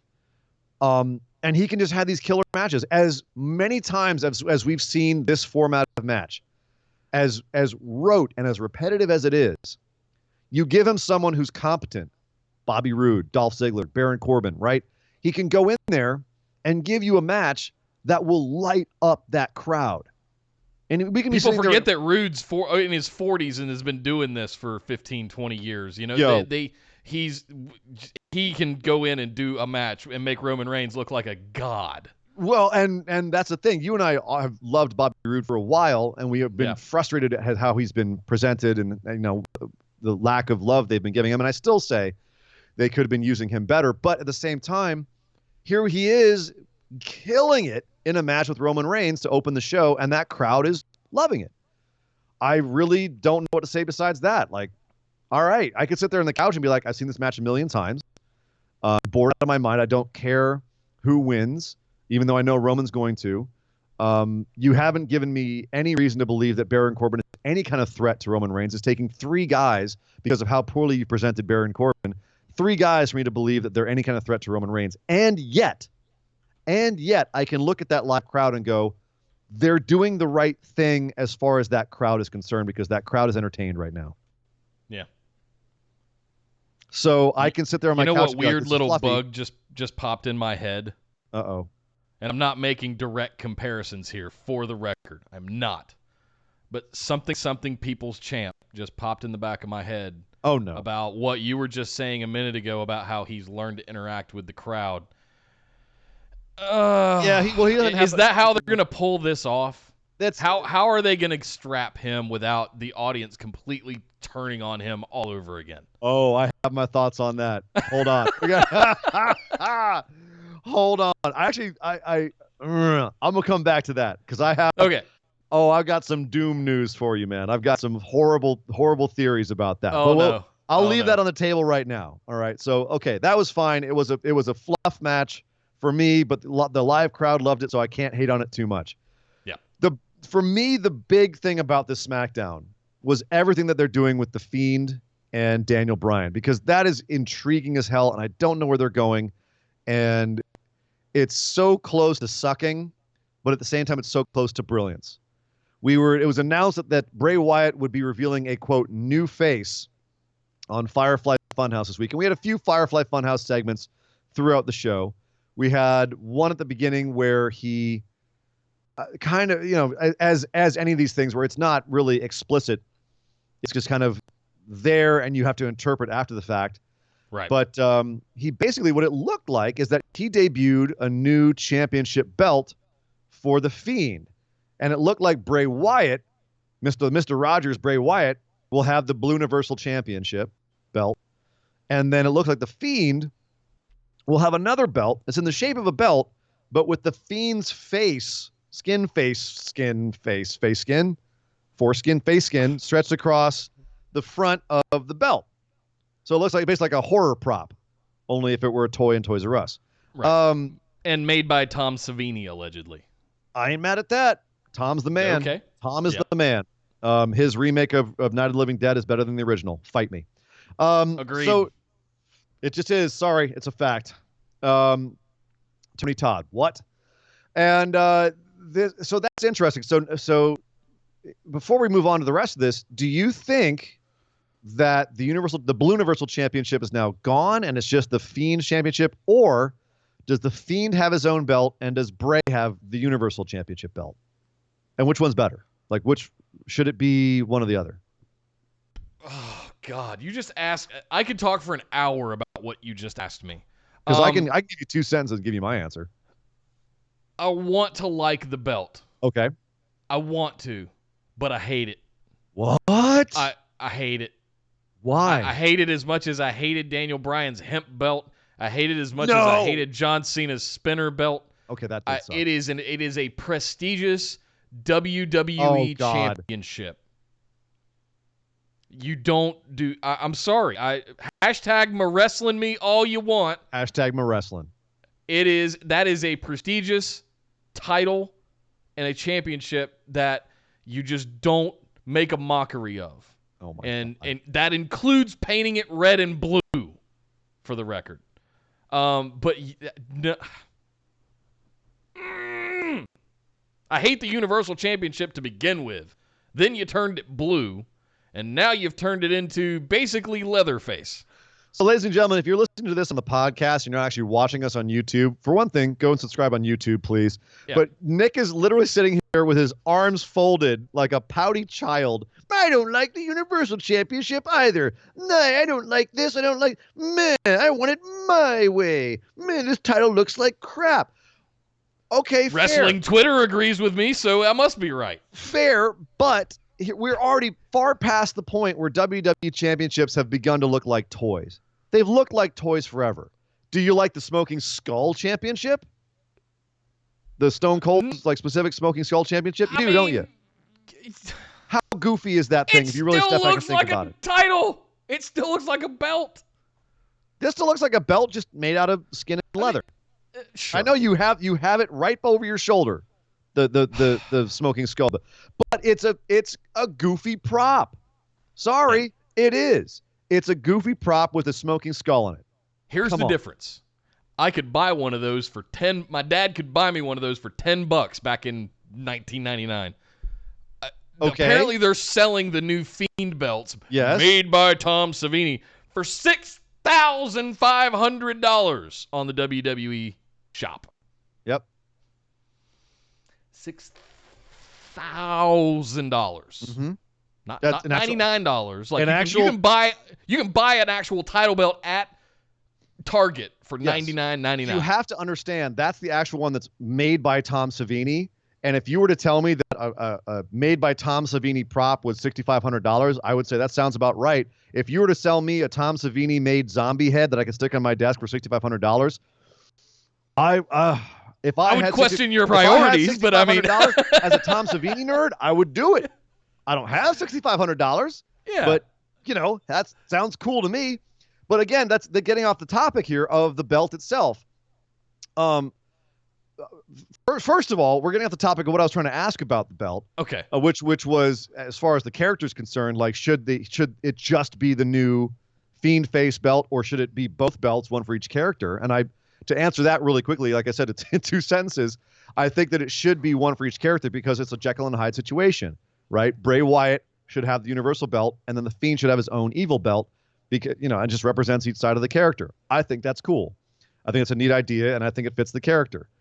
But when Roman Reigns inevitably beats the Fiend at WrestleMania next year, is he going to hold up the Fiend belt and be proud of it? Why do you have to take my booking out of my head, man? Like, literally, you were just asking me about Roman Reigns and what they're going to do with him. Like, that's literally it. They're going to have Roman beat the Fiend at WrestleMania, and Roman wins again. We're all going to turn on him again because screw that crap. Right. All right. My point is that WWE's been doing these toy prop belts for a while. I don't see why you should suddenly be mad at a toy prop belt now. Because it's completely unattainable. What do you mean unattainable? The point of...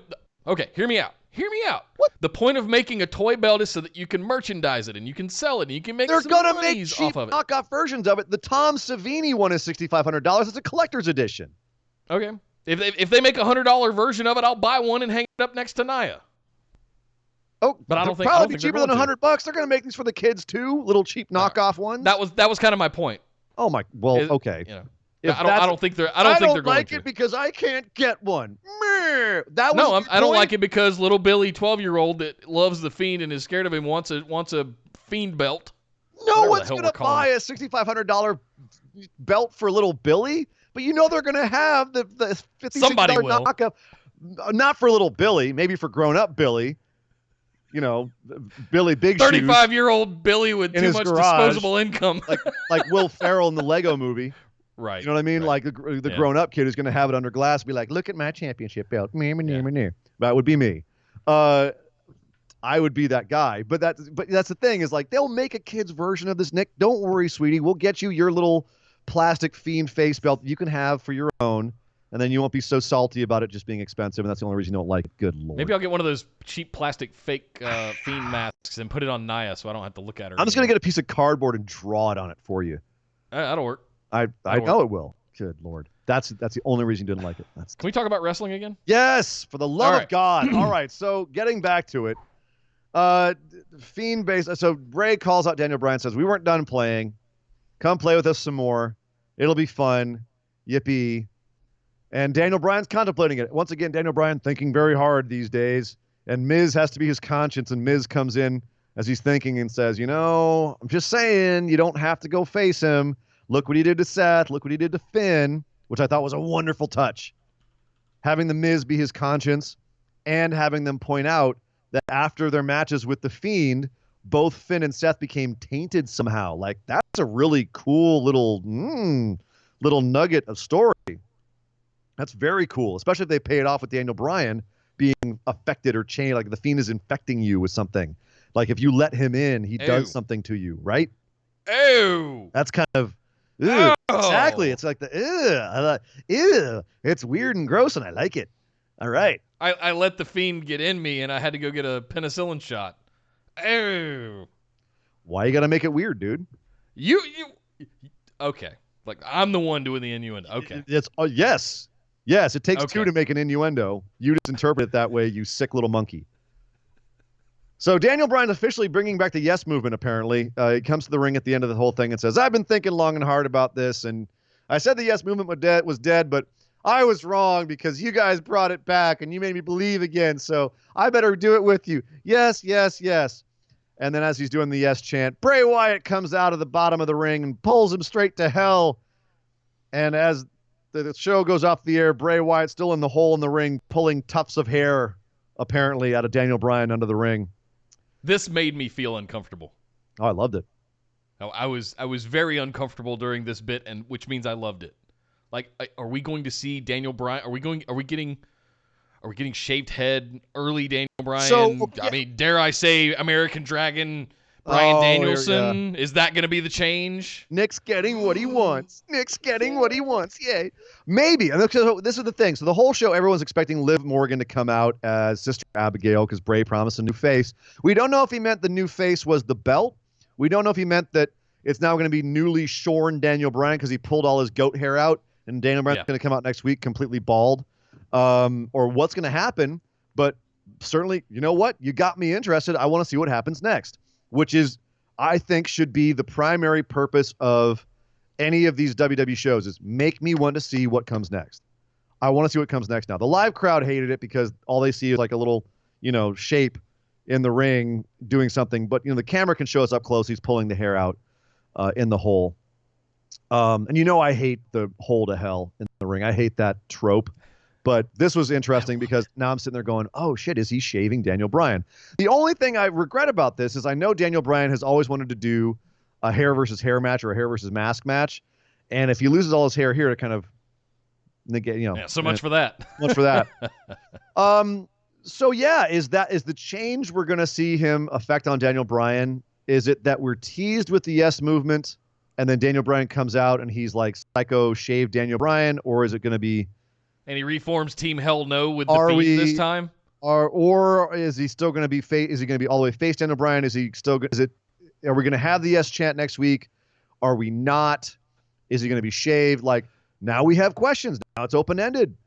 Marshall in the chat, I want to give a shout out, says 2019 is officially 2014. The Yes Movement, Batista returned for a match. We've got heel Rollins, the Shield is disbanded, and Brock is the WWE champion. Yes, Marshall, that's a great rundown. The more things change. 5 years later.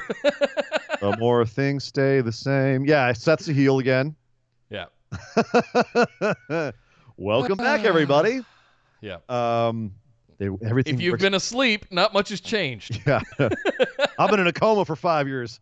What's happening? Well, nothing. Not much. Yeah. No. So again, we'll see what happens next week. I, for one, am curious how this whole Bray the Barber Beefcake gimmick will work out. I could see this becoming a thing. But yeah. I also have to say that in the middle of all this, we had a Firefly Funhouse segment where Bray brought back the Muscle Man dance, only now it was like a cheesy early 90s rap video with Huskus the Pig and Bray Wyatt screaming about reptilians and shit. Like, I don't know what the hell this was. That's Bo Dallas thinks that there's reptile people that live in the middle of the earth. Oh, I heard that episode of Jericho as well, where my eyebrows went through the roof. I'm like, my goodness, Bo Dallas. You crazy boy. Yeah. You cray, son. You nuts. Yeah, that's all I could think was is this a shot at his brother? All this stuff? Because I don't know what it would be aside from that. I mean, if psychopath freak show Bo Dallas in it with a different name joined with his crazy eyes that he's got, joined the Funhouse as a cast member, you have my full attention. I like that dude. That dude has crazy eyes like I've not seen crazy eyes before, and I love it. Yep. Oh God, Butters. No, Butters just said Bray's new heavy's going to be Lars Sullivan. Shh. Shh. Just no. too Don't early. Put that into the universe. It's too early to bring racism to the funhouse, man. Come on now. Sister Abigail is obviously Latina. It wouldn't go over well. So, all right. So, no, last things last. Was this kind of an ignominious way to bring back the Yes Movement? Like, this felt kind of lackluster to me. Like, I hope that next week Daniel Bryan comes out and just forgets about the Yes Movement again, and this was just all a swerve, because it felt really flat to me. I mean, it's the Yes thing is going to be around 10 years from now, like what Chance and CM Punk Chance are. Like, it's not going anywhere.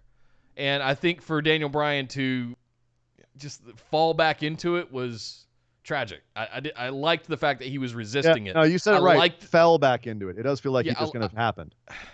I liked him resisting it. It was a thing of his past. It was a thing that kind of made him weak in a way, because now he's this stronger, more wise man, and he's gone through all this stuff.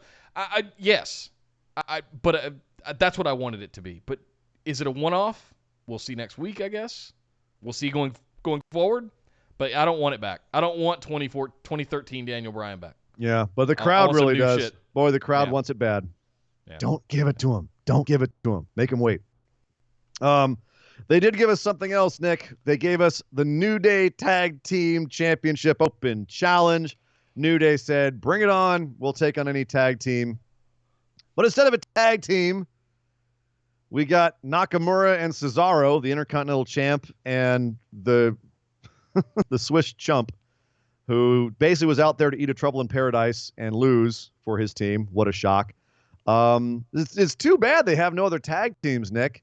No. It's sucks. We didn't have this battle royale thing for tag teams at the start of Survivor Series or nothing. They're just hurting for It was legitimate on the tag teams. It was on the pre-show. It wasn't on Survivor Series. Yeah, we're hurting for legitimate tag teams, Nick. We don't have any. Let's just make one up. I mean, I like the fact. Okay, taking a step back, I like that Sammy has a little stable he's building here. I have suspicions about what's going to happen with that. But it's the Intercontinental Champ. Like, I know they were supposed to take the belt off of Nakamura a month or two ago, and now they don't know what to do. They're just like, to leave it on him for now. Who cares? We'll just change it up, make it look different, but leave it on him. But I don't know why they couldn't. I don't know. I understand they wanted to get all the guys on TV and everything, but it definitely was one of those things where I sat there and just kind of looked at the TV and went, really? Really? Where is this going? Why is Cesaro still eating pins? This is what happened, in my opinion, and we could have a whole bonus episode about this. This is kind of what happened with the World Championship. It was just put on the wrong dudes and bored into irrelevance. And they eventually just combined them into the WWE Championship. But right now, and Miz fought for years and brought the Intercontinental title back into prominence and relevance. And then did what he did over the last couple of years. And I feel like the same thing's happening now they're kind of burying the Intercontinental title by just leaving it and let it sit idle on Shinsuke. I think it's worse than a burial, because a burial... No legitimate contest, no legitimate defenses. I don't... There's no feud for it. There's nothing. There's if it was absolutely a burial, nothing. It was a burial, it would be actively trying to undermine it. You know what I mean? Keep it off TV, have Shinsuke look bad, that sort of thing. It wasn't like Shinsuke got pinned here. Like, they kept him looking like a champion. And the belt was on TV. But I think I'm in agreement with you in the sense that to do nothing with it is almost as bad as burying it at this point. Yeah. Because it's supposed to be an important belt. There's so many guys out there that need the shine that belt could bring. Put it back on Miz, let him get his records. Something. Take a shot at Jericho, do something. Well, Miz is busy being Daniel Bryan's conscience right now. But yeah, do something with it. Even if it's, and I hate to say this, and this is going to sting. Have Corbin win it. Have the Corbin and Roman feud, because right now that needs to feel more important, doesn't it? Like a lot of times we say, let him and Roman fight over it. A lot of times we say this feud does not need the belt. How many times do we say that? This feud doesn't need the belt. And I don't want Roman anywhere near a belt right now. Everything he's doing has been because a belt hasn't been involved. Well, and here's the problem. I don't think that Roman going for the Intercontinental title would make the Intercontinental Sasha Banks, the Intercontinental title feel more important. But Vince doesn't see Roman as someone who should be having the Intercontinental belt at this point. It feels like it's beneath him. And remember the last time he had it, he just slung it over his shoulder, and it felt, even though it felt important when he won it, it felt irrelevant very quickly because Roman feels bigger than the belt. That being said, that feud would feel bigger if it was for the belt. But just having it on Shinsuke Nakamura makes it nothing right now, which is not as bad as actively burying it, but still not good. So, yeah, there's a lot we could bitch about that, but I want to talk about something else here, and that is Sami Zayn's little stable here that he's building. Cesaro, Nakamura. We found out that someone's coming back. Finally, someone's coming back from, I don't know why he was on the shelf so long, whether it was his spinal stenosis or whether it was just wanting to recover and recuperate, start his own thing. Certainly he's had the tenure of the company. He can kind of do what he wants, I guess. But Sheamus is coming back. Sans Mohawk. He got his old hair back. Got his his little red guile haircut back. Yeah, Street Fighter, right? But it's red. Right here, buddy. Does he go to Sami Zayn's little crew here, or does he get a shot at something bigger? What does he come back to? What is he coming back to here? He says he's going to take out all the SmackDown roster. He says they're all weak. He's basically coming back as Drew McIntyre from a year and a half ago. What does he do? Nick booking version? Well, sure. He woos Cesaro away from Sami Zayn, and Cesaro and Shinsuke end up having a Intercontinental title feud. What? Yeah. I would have Cesaro I always come back. Anytime I ask for Nick booking, I regret it. I mean, you... I did ask for it. You're right. I did. I should know better by now. I should know better, but you keep suckering. You're Nick booking, the WWE main roster of booking. Have Cesaro turn on Shinsuke and take the title off of him. Okay. Give one of the hardest working men in WWE. What does that have to do with Sheamus? I don't know how many years an Intercontinental title champion. What does that have to do with Sheamus? You just said Cesaro faces... Sheamus could be the catalyst that comes back and... So then what does he do? He then becomes... It's Sami Zayn and Sheamus on the outside of the ring while these two guys have matches? What are you talking about? Oh, that could be interesting. Could be boring as hell. Sheamus... I mean, that's the thing. I'm worried about Sheamus coming back. What are you going to do? Is he going to come back and get strapped immediately? No. He's got to do some stuff. That's why I'm wondering where he fits in. Does he join up with Corbin and those guys and becomes another foil for Roman Reigns? Does he have a feud with The Miz? Like, who is there for him to feud with right now? Where does he fit in? I'm thinking super face Celtic Warrior Sheamus of 4 or 5 years ago. We're not getting heel Sheamus back. So then have Sheamus have the feud with Nakamura, and Cesaro can be the heater. And that makes sense because then Cesaro and Sheamus used to be buddies, now they're opponents again. Yeah, I'm in for that too. Okay. Yeah. Better in your idea. No, it's not. By the way, I just want to point out this time last year, we were having the Bar versus the New Day in like a Thanksgiving gravy match with the turkeys, and they were hitting each other with turkeys, and there's gravy and mashed potatoes. How far we've come. Sasha and Bayley came out to talk about Survivor Series and how they were let down by all the other women on the team, blah, blah, blah. And they were confronted by, and I can't believe I'm saying this, Facey Evans. Not Lacey Evans, Facey Evans. Oh, God. Because they're turning Lacey Evans' face, apparently. She came out and said, Sasha, you nasty. You can't talk about me like that. I just spent the last 2 days cooking a Thanksgiving meal for everybody and doing all these wonderful little, 40s housewife things. I'm out here on a whole bunch of mama's little yellow helpers, and I'm going to deck you with the woman's right. Decks Sasha Banks with the woman's right, leaves her laying. Bayley does nothing. Stands there and watches her saunter away. And that was the segment. Is it wise to turn Lacey Evans' face? No, not while Becky's still at the top. Because what are you going to do with her? Nick, do you remember a time when NXT had Lacey Evans and we were talking about how if Vince sees this woman, he's rocket strapping her? Yeah. The prophecy is coming true. Yeah. Vince saw her, and he's like, "She's my new number one. If I can't have Charlotte, I've got Lacey. I've got Southern Charlotte. Yeah, I've got Southern Charlotte." She is such a just prototypical Vince woman. Yeah. And we knew as soon as he saw her, he was going to do this with her, and here we are. Yeah. So she punked out Sasha. Bayley did nothing. I was jaw on the floor. I don't even know how to interpret this yet. Yeah. But we are running out of time. I could interpret we'll interpret it more the more we see out of this. Mandy Rose came out, made a horrible Thanksgiving joke at Nikki Cross's expense. Nikki had a match with Sonya Deville, which was over pretty quickly. Beat her up. And then as Sonya Deville and Mandy Rose started beating up Nikki after the match, who should come out, made another return. Alexa Bliss is back and reforms Bliss Cross Applesauce. And Alexa Bliss is back. Looks like they're reforming. They actually gave them that name? That is the name of the tag team. The official name of Nikki Cross and Alexa Bliss is Bliss Cross Applesauce. You're welcome, sir.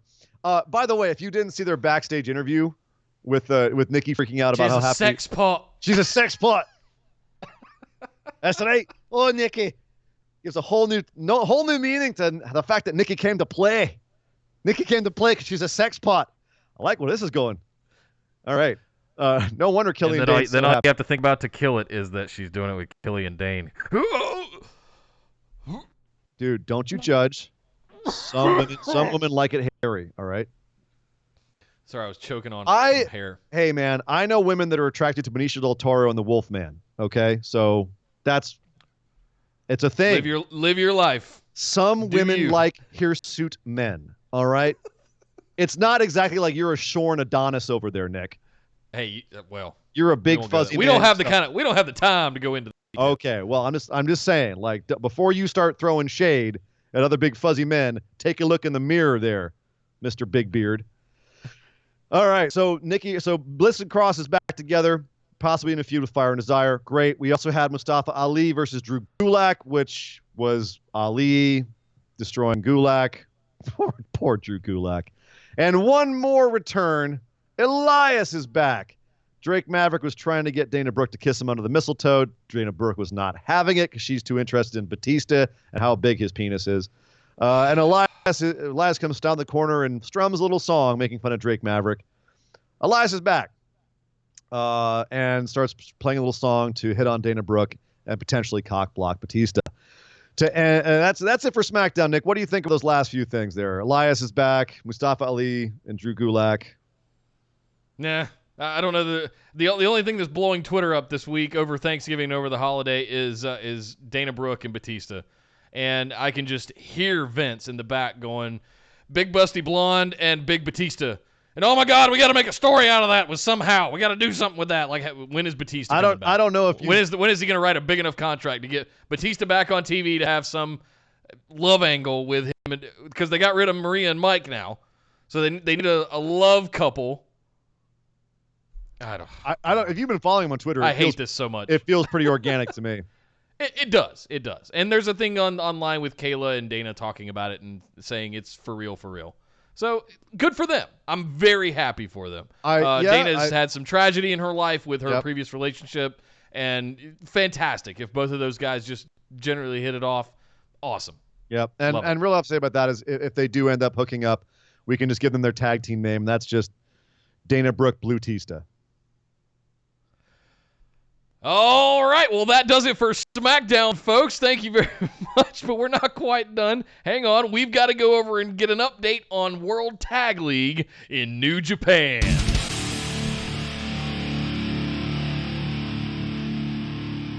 Really quick update here. As you may remember, let's see, Evil and Sonata were in the lead with 12 points. They're still in the lead. They got 16 points. They won 2 more matches. But now they're tied. Juice Robinson and David Finlay also with 16 points. They came up. Yeah, they were tied before. Evil and Sonata, Ishii and Yoshihashi, and Robinson and Finlay were all tied. Now it's just Evil and Sonata and Robinson and Finlay at the top. Ishii and Yoshihashi won one, dropped one. They only have 14 points now. Also with 14 points, the champs, Tama Tonga, Tonga Loa, still making you think they might be able to pull it out, win the whole thing. Toru Yano, Colt Cabana, your boys are at the top as well. They're also sneaking out wins. They've also got 14 points. Suzuki. I'm not saying. I'm just saying. Watch out for Toya Yano and Colt Cabana. I'm not saying. I'm just saying watch out for Suzuki and Archer. They're only at 12 points. They're not out of this yet. And I think they're going to have a big comeback because they dropped the first few matches, and then they're going to have a big swing back. And they're not doing anything else for Wrestle Kingdom. I'm just saying. Y'all know how Gato do. So you in the Gato. Doom, doom, doom, doom, doom, doom. The Gato. Doom, doom, doom, doom, doom. You never know. You never know. You never know where he's going to be. Also at 12 points, Jeff Cobb and Mikey Nichols. Mikey Nichols having a much better time of it than his boy Shane Thorne over at NXT. 10 points, Kenta and Yujiro Takahashi. Kenta just, God dang it. He just beaten the absolute crap out of people in this. He just had a match with Tanahashi and Hanare. He hit Hanare so hard, one of Hanare's teeth is lodged in my wall here in California. It just hurt. It just hurt to watch. They have 10 points. Shingo Takagi and El Terrible also at 10 points. Zack Sabre Jr. and Taichi with 8. They're too busy talking about vegetable soup. Tenzan and Kojima at 8 as well. Fale and Chase Owens, 6. Togi Makabe, Tomoaki Hanma, not surprising, also 6 points. Goto and Carl Fredericks down at 4. I think Goto and Kenta are heading for some beef because they've been hitting the crap out of each other too. They might be heading towards a match for the never open weight. Tanahashi and Hanare with 4, putting everybody over is poor Hanare. And then at the bottom, still, Yuji Nagata and Manabu Nakanishi. Nakanishi looking really good against Yano and Cabana, but could not pull out the win. That's where we're at. Evil and Sonata still at the top. Please don't let them win, Goto. Give us something new. That is the tag league. Gato. Not Goto. Not He's Goto. way down at the bottom. Goto, give us something. Goto, give us something new and win at Wrestle Kingdom for once, dude. Yeah. That is new to me. Well, thank you very much, sir, Ian. Let's go over and do one more quick update for NXT UK. We saw Toni Storm, after her sort of surprise appearance during Survivor Series, return and do a stare down with Piper Niven, and also challenging Kaylee Ray for the NXT UK Women's Championship. Yeah, indeed. And I thought you'd be excited by the fact that Toni Storm is back, even though it was a very quick thing at the end of the match so Piper beat Ginny. Yeah. And then afterwards, you had Kaylee Ray come out and start stuff, and then got chased off by Toni Storm. Toni Storm gets in and faces down Piper. So now it looks like we have 2 challengers for that NXT championship, NXT UK championship. Obviously, Toni Storm having the prior beef with Kaylee Ray, and Piper has been gunning for her. So interesting things, the top of the women's division over there. But it looks like Toni Storm will be staying there for a little bit longer. Sorry, Mr. Nick. Are you watching AEW, by the way? That's how you do it. It is. That was exciting. Eddie Dennis came back from surgery. He looks like he's in his match on the show. It looked like he was sending a message to Trent Seven, stealing his finishing move. So Dennis looks like he'll be picking up where he left off. Noam Dar and Ashton Smith had a nice match. Dar still winning, but that was a fun match. If you want to check that out. Imperium, and they had a match, all 4 of them, with the 3 members of Gallus and Ilya Dragunov, who is now he's kind of my number 1 dude to be facing off with Walter, except that Joe Coffey was the guy who got the better of Walter in this exchange. This match broke down at the end, turned into chaos. Both teams get counted out. But this was magnificent. Coffey was tossing Walter around. What the hell? That was some good stuff. Somebody finally going to dethrone Walter? I think it could be Joe Coffey. I think they were teasing that Coffey could do it, but he won't get it done.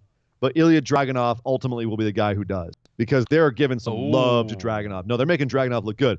Not only did he looked good in that match against Cesaro, but they're making him look like a beast just waiting. They're waiting to give him that big run. I feel like Dragunov is like going to be one of their next big things.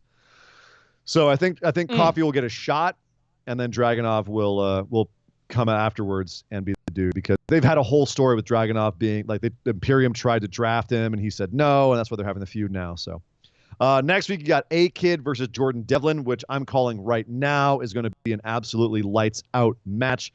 We also have a triple threat: Joseph Connors, El Ligero, and Travis effing Banks in a triple threat. If you ain't watching NXT UK, next week sounds like a good time to start picking it up. So That is NXT UK. Well, thank you very much, Sir Ian Dangerous, and thank you guys for joining. Oh, no, wait, we're not done. We got just enough time for our other news lightning round. Beep, beep, beep, beep, beep, beep, beep. So right off the top, I got to talk about Corey Graves and Mauro Ranallo. As you may recall, Mauro Ranallo was not at Survivor Series, nor was he at NXT this week, because it seems like he was something happened with Corey Graves tweeted out something to the effect of Mauro Ranallo is not giving enough time to Beth Phoenix and Nigel McGuinness, although he phrased it differently. That was the intent. And then he threw some tweets out there that intimated that Mauro Ranallo was hogging the spotlight too much. As we know, Mauro Ranallo has some issues that he's going through. He's bipolar. Mm-hmm. He's been fighting with that. And according to all reports, that is what set him off. Corey Graves apologized in his podcast this week, saying that what he did was unprofessional. He apologized on the show and has apologized in person. He's going to try and do better in the future. It sounded to me like it was a genuine apology, one where he actually took responsibility for his own actions. He didn't try to deflect it all. So at least there was that. Mauro apparently still in rough shape, according to reports. But, as with all things, these things work in cycles. Send your love out to Mauro. Hopefully he will get better soon. And at least Corey seems to have acknowledged. But, man, yeah, watch that shit, dude. Come on. Other reports. Stay off Twitter. Just stay off Twitter. It's not hard. Don't stay You're out off- there liking JBL You don't have shitty to tweets too. Oh, yeah, he was right. Oh, Just yeah. stop. You Get don't have to stay off Twitter. Twitter. Just, Nick, what's your golden rule? Don't be a dick. There you go. Also, so this is another report. This one scared the crap out of me. Again, you put as much stock as you want in these backstage reports. Sometimes they're right, sometimes they're wrong. I hope this one's wrong. The report is that Vince, much like with Cedric Alexander, is, quote, done with Humberto Carrillo. He didn't feel like he got the response that he wanted. He gave him a bit of a push. He didn't get the response he wanted, and now he's done with him. That's why the match was changed on Monday to have Humberto be taken out of the match and have Ray put in. That is the scuttlebutt. We shall have to wait and see if it is true. If you don't see much of Humberto Carrillo after this, or if he's out there with Lucha House Party in 2 weeks, you will know that this was true. That is the report that we're getting right now, is Vince is already bored with his new little Mexican toy. Oni Lorcan and Mike Bennett, maybe some news here. They both are trying to get out. Of course, Oni Lorcan changing his Twitter name to Biff Busick, which is his indie name, and has openly said that he's asked for his release. Mike Bennett also asked for his release recently, but they may not be getting their release. They may instead be getting leased out, and that choice of word is mine. There are some rumors that Ring of Honor may want them for some one-off matches, and WWE may do a deal with Ring of Honor to allow them to perform in Ring of Honor the way that they've been licensing them out to Evolve or Progress or other companies as well. Ring of Honor has been open to working with WWE before. They've lent them some parts of their tape library that the WWE paid for. So not out of the realm of possibility that you may see Biff Busick and Mike Bennett over in Ring of Honor within the next couple of months. Lord knows Ring of Honor needs some love right now. They need to get some talent in there. So might be an interesting way for that to happen, and still have the guys actually under contract to WWE. So WWE, like we were saying earlier with Akira Tozawa, WWE doesn't lose guys and possibly have them go somewhere else, AEW, but it also is able to let them go do stuff. So a little bit of playing the fence on both sides. Bray Wyatt, you were talking about that $6,500 belt. He is now the top merch seller in WWE. So whatever you think about that belt, that Fiend merch is going like hotcakes. Yeah. And as someone who just checked out WWE for their Black Friday sale, I can tell you right now, they got a lot of Fiend merch, and a lot of it is some of the coolest stuff they have. Like they have a lot of really cool Becky Mann merch, and a lot of their Bray Wyatt merch is really cool too. So not terribly surprising. AEW is being investigated by the Maryland Athletic Commission because of the Omega and Moxley match. Apparently, you're not allowed to deliberately lacerate yourself in the state of Maryland if you're in a sporting match. There is no introduction of human or animal blood in the match allowed. So the commission had a doctor at the match to determine what was allowed and what was not allowed. And apparently that doctor found no problem with it. But someone filed a complaint about the match to the Maryland Commission, and now they're being investigated. The speculation is that Chris Cruz, former commentator for WCW back in the day, still has a beef with Tony Schiavone and is trying to mess with him. And he's the one that filed a complaint with the Maryland Athletic Commission, and that's why they're being investigated for this. Because of the way that the match went, though, it's probably going to amount to nothing. At worst, a fine. But at the same time, I have to ask, Nick, what the hell are sporting athletic commissions still doing, like having any control over a professional wrestling match? It's sports entertainment, damn it.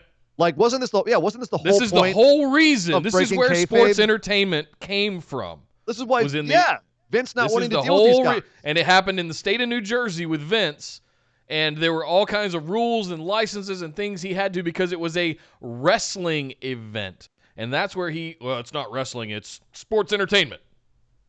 That's where it came from. And that's, so if AEW doesn't want to call them superstars and label it sports entertainment, they're going to have to deal with stuff like this. And just don't do it in states where you're not allowed to do it. Maybe don't have a death match. But they had a guy, they followed all the rules. They had a doctor there to oversee the match. He found nothing wrong, or she, I don't know. So if the rule was you can't blade yourself, nobody bladed. They were falling on actual objects that cut them. Right, but are they looking at that as intentional? Again, right. Well, they have to see, like, was it just gravity that caused them to bleed? Like, was it, not like, there's one thing to sit there and actually cut yourself open. It's nothing to fall on tacks, right? It's two different things. So or intentionally suplex yourselves onto a table of barbed wire. It's so funny because apparently that's okay because it's gravity that makes you fall. And it's like, it'd be like if you fell onto something outside of the ring and accidentally got cut by something on the floor, they wouldn't necessarily get you for that. So it's similar to that. The whole thing is absolutely bizarre and messed up, and I can't believe that we're still having to deal with it in 2019, and I can't believe that the laws still include professional wrestling, which we all now pretty much agree is scripted. Don't say the F word. I'm not saying the F word. All right. Scripted, pre-planned, and is more of a theatrical event than it is actually a sporting event. So the fact that a sporting commission still has anything to do with it in 2019 is so backwards, it's mind-boggling. But yet these laws are still on the books. So they're having to deal with that kind of crap. Crazy. Speaking of laws, Kenny Omega knows who was messing with him because you may recall he had a hard time getting back into Japan. Someone was trying to block him from entering the country for 10 years. They actually said they were trying to get him banned from Japan for 10-year period. And he was ultimately able to get it worked out. He had to do a bunch of lawyering and calling a bunch of people, but he says but for political purposes, and I imagine it's wrestling politics, not literal politics, he doesn't want to name any names because he does want to have a working relationship with New Japan in the future. Now, obviously, damn it, Gato. He hinted very strongly that it was more of the business suits of New Japan than it was the creative staff. Without naming names, without saying anything specifically, what the impression was, and again, this is my interpretation, was that it was the brass, the suits of New Japan that were seeing him as a business liability and were basically just covering their own asses. There was no malice. It was just business. And Omega has said he doesn't hold any hard feelings about it. And he's open to working with New Japan in the future. So for what it's worth, all right, it seems like it's being worked through. Okay. MLW had a Thanksgiving show. Jacob Fatu retained his title because Filthy Tom Lawler, who just signed a long extension with MLW, turned on Ross Von Erich, who is challenging Fatu for the championship. Fatu retained. He is still your MLW champion. Also at the show, King Mo, may remember him from Impact TNA. King Mo debuted, and Priscilla Kelly, who I thought was going to AEW, but Priscilla Kelly's over at MLW. She started to feud with Casey Lennox, who I'm still waiting to get better. I think she's got a lot of potential, but not quite there yet. CMLL. Keep your eyes on MLW, guys, because they're making time. moves. They're doing stuff, and they've got a free time. YouTube show as well, just like NWA. So keep an eye on MLW. They're doing some stuff. MLW, you heard it here, might be the new Ring of Honor in a year or two. Seriously. not apples for apples. You know what I mean. CMLL news. They signed Bandito. Bandito will now be down in CMLL. I don't know if his contract allows him to work other places, but I do know that they have acquired the services of the Masked Man. So little couple of fun things here. You know how Baron Corbin's covered in tattoos, right? You ever wondered what his tattoo is on his right bicep? It's like it looks like the state of Pennsylvania, and it's got the letters RMFD and ZMFH underneath it. You ever wonder what that was? I've never wondered that, no. I wondered this week, and so I wanted to go on an investigative journalism bend and look it up, and it took me all of 30 seconds to find out what they were. Investigative journalism! And it turns out Baron Corbin was a really good friend of Ryan Dunn from Jackass, the guy who died in that horrible car accident back in 2014, 2011. How long ago was it? It was a while ago. 5 or 6 years ago, yeah. Yeah.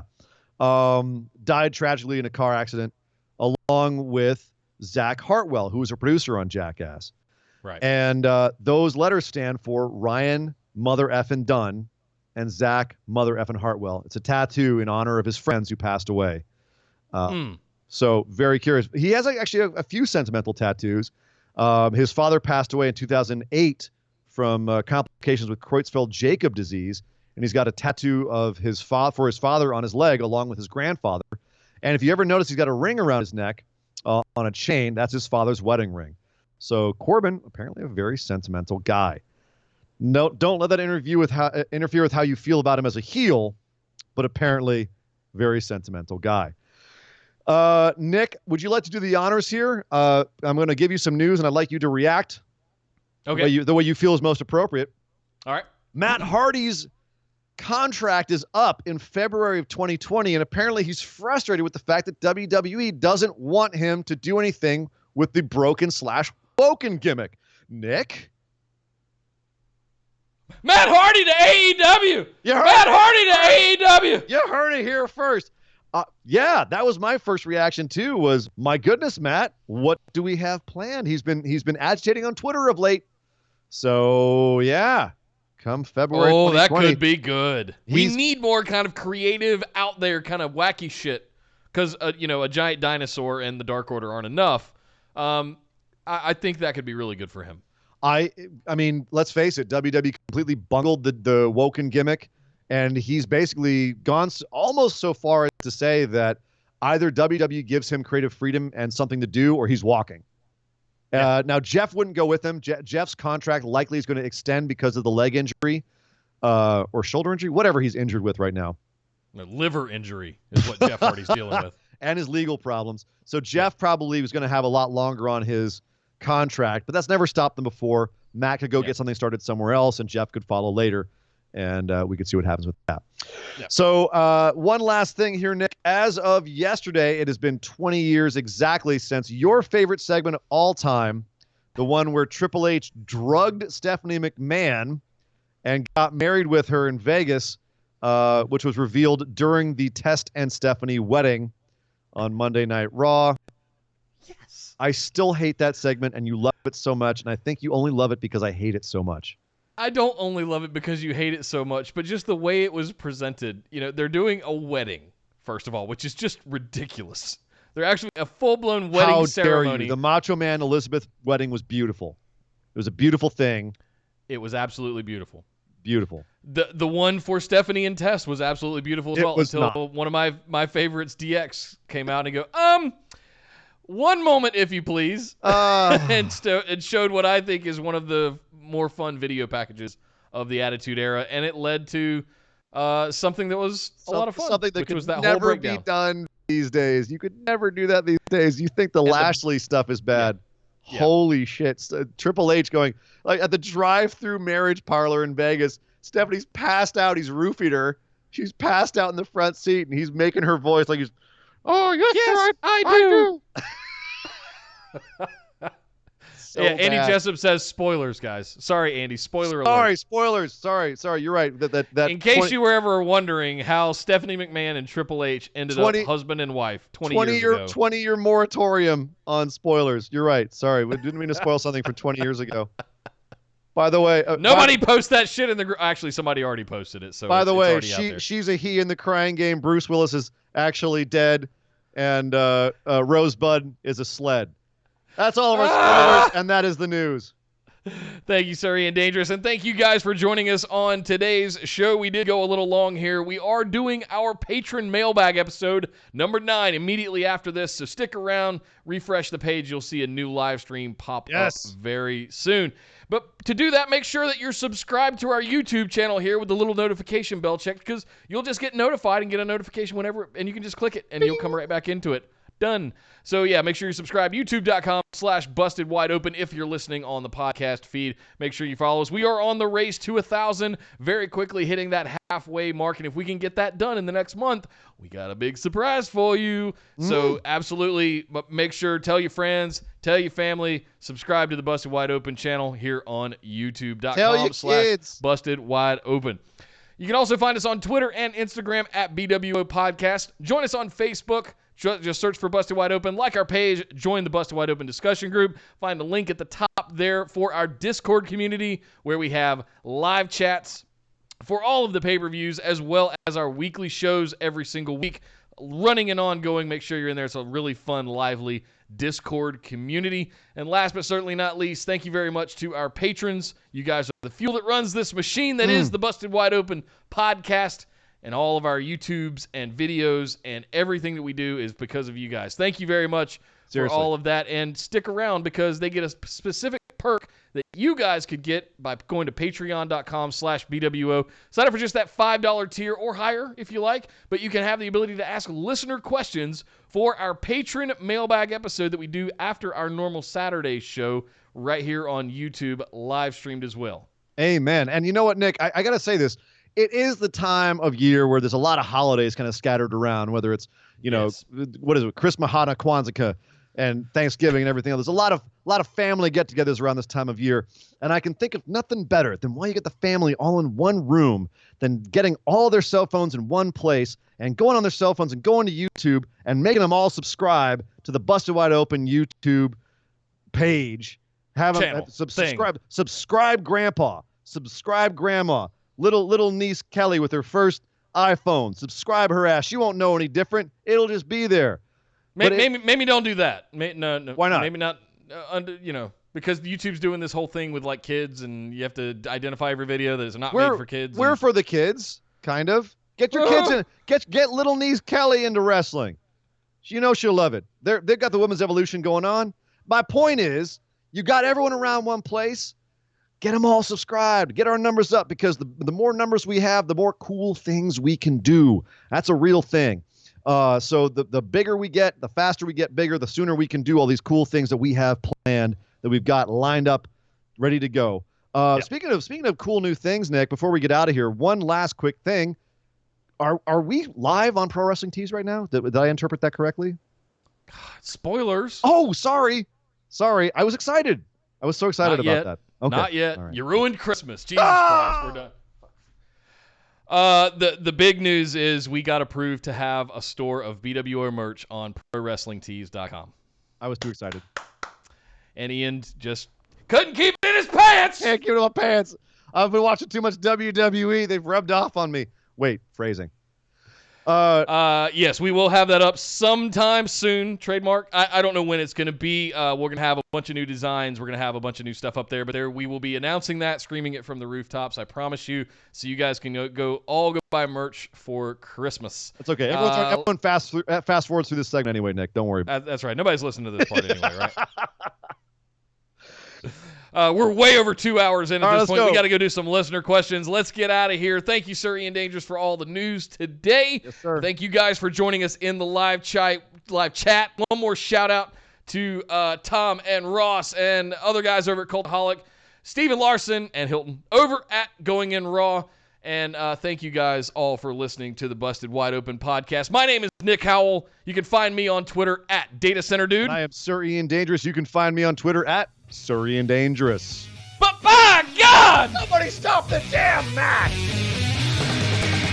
This show is part of the Orbital Jigsaw Network. For more episodes, subscribe to us on iTunes. Google Play, or Stitcher Radio. For details and show notes from each episode, check us out, orbitaljigsaw.com.